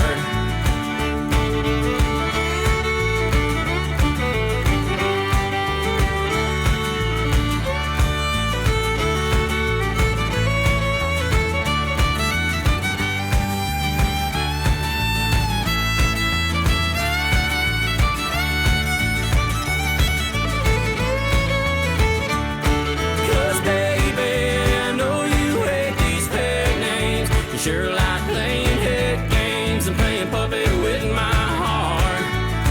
Oh, 'cause lately I've been going crazy. Nothing seems to faze me and it's tearing me apart. Oh, 'cause baby, I know you hate these pet names. You sure like playing head games and playing puppet with my heart.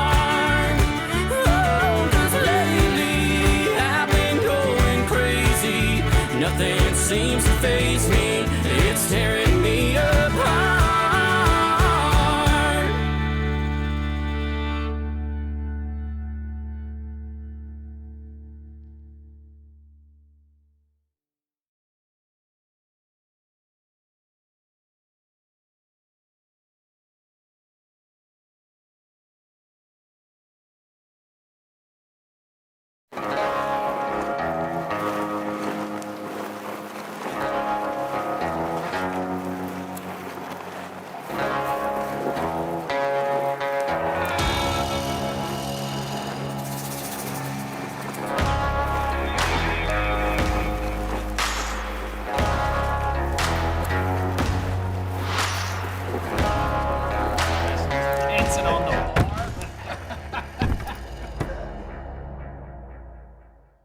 Nice of you to join us, Billy.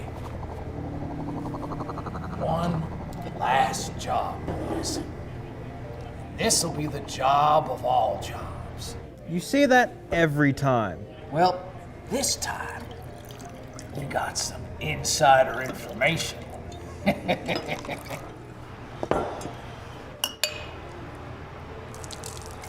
Billy here's giving me the lowdown on where the remaining townsfolk are keeping their money. Plus, we ain't got no women folk slowing us down. Hey!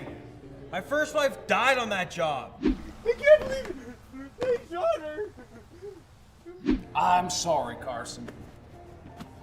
We here, the Patriarchy Boys, are equal opportunity outlaws, and I am sincerely sorry for my transgressions.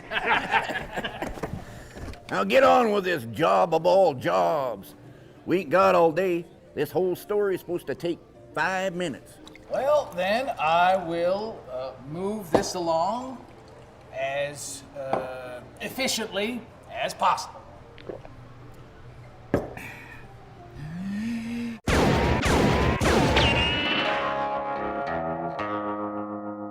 Then we exit out the back, where our getaway driver, Billy, will be waiting with the speeders for smooth sailing off to purchase our very first spacecraft, Stagecoach 1.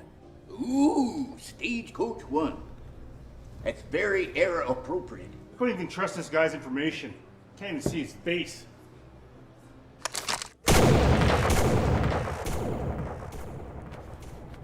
Everyone just calm down. Now, he's just hiding his ugly. I can vouch for Billy. He saved me when I was in a pickle. Well, this is a pickle.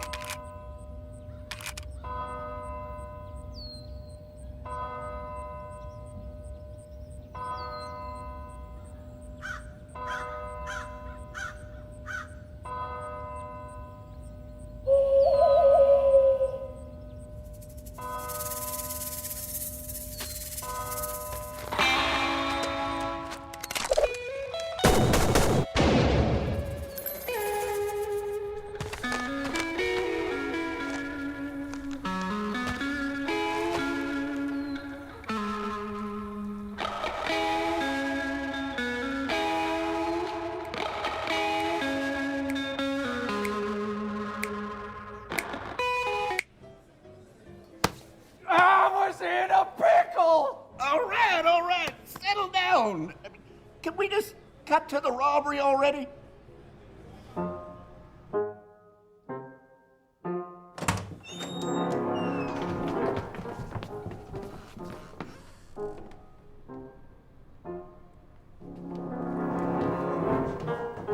We don't want your lives, just your money. Make this easy, and we will too. This isn't a bank, it's a house of the Lord. Now get out! God, I said easy, people. We know it's hiding here somewhere. Woo-wee, boss! We struck the motherlode up here!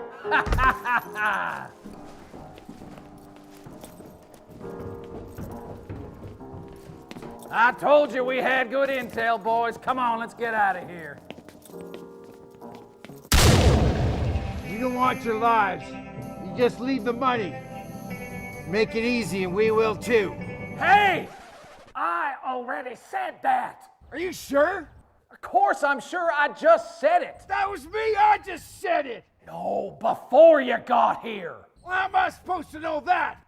I wasn't even here yet.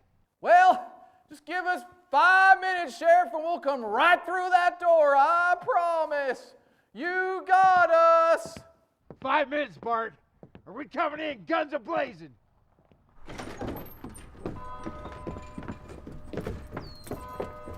Where the hell's Billy? What are you doing, Billy? And where are the speeders? Could we not afford them for this scene?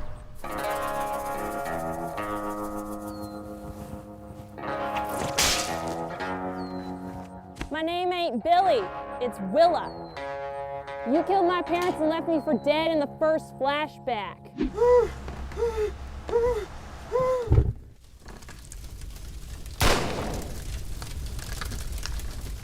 just gonna kill that kid or what? I ain't killing her, but I ain't gotta save her. Ah, I just thought you was ugly.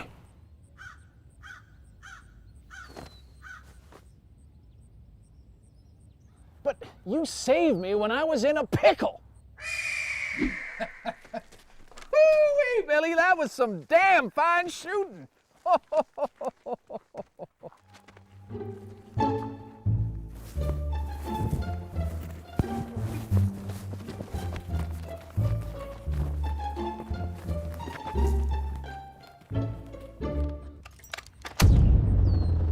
Now you want a spaceship so you can go terrorize other planets?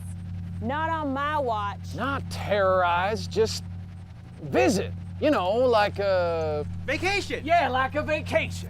We just want to retire to a nice, sunny planet and drink space margaritas. Sorry, boys. Outlaws don't get space margaritas.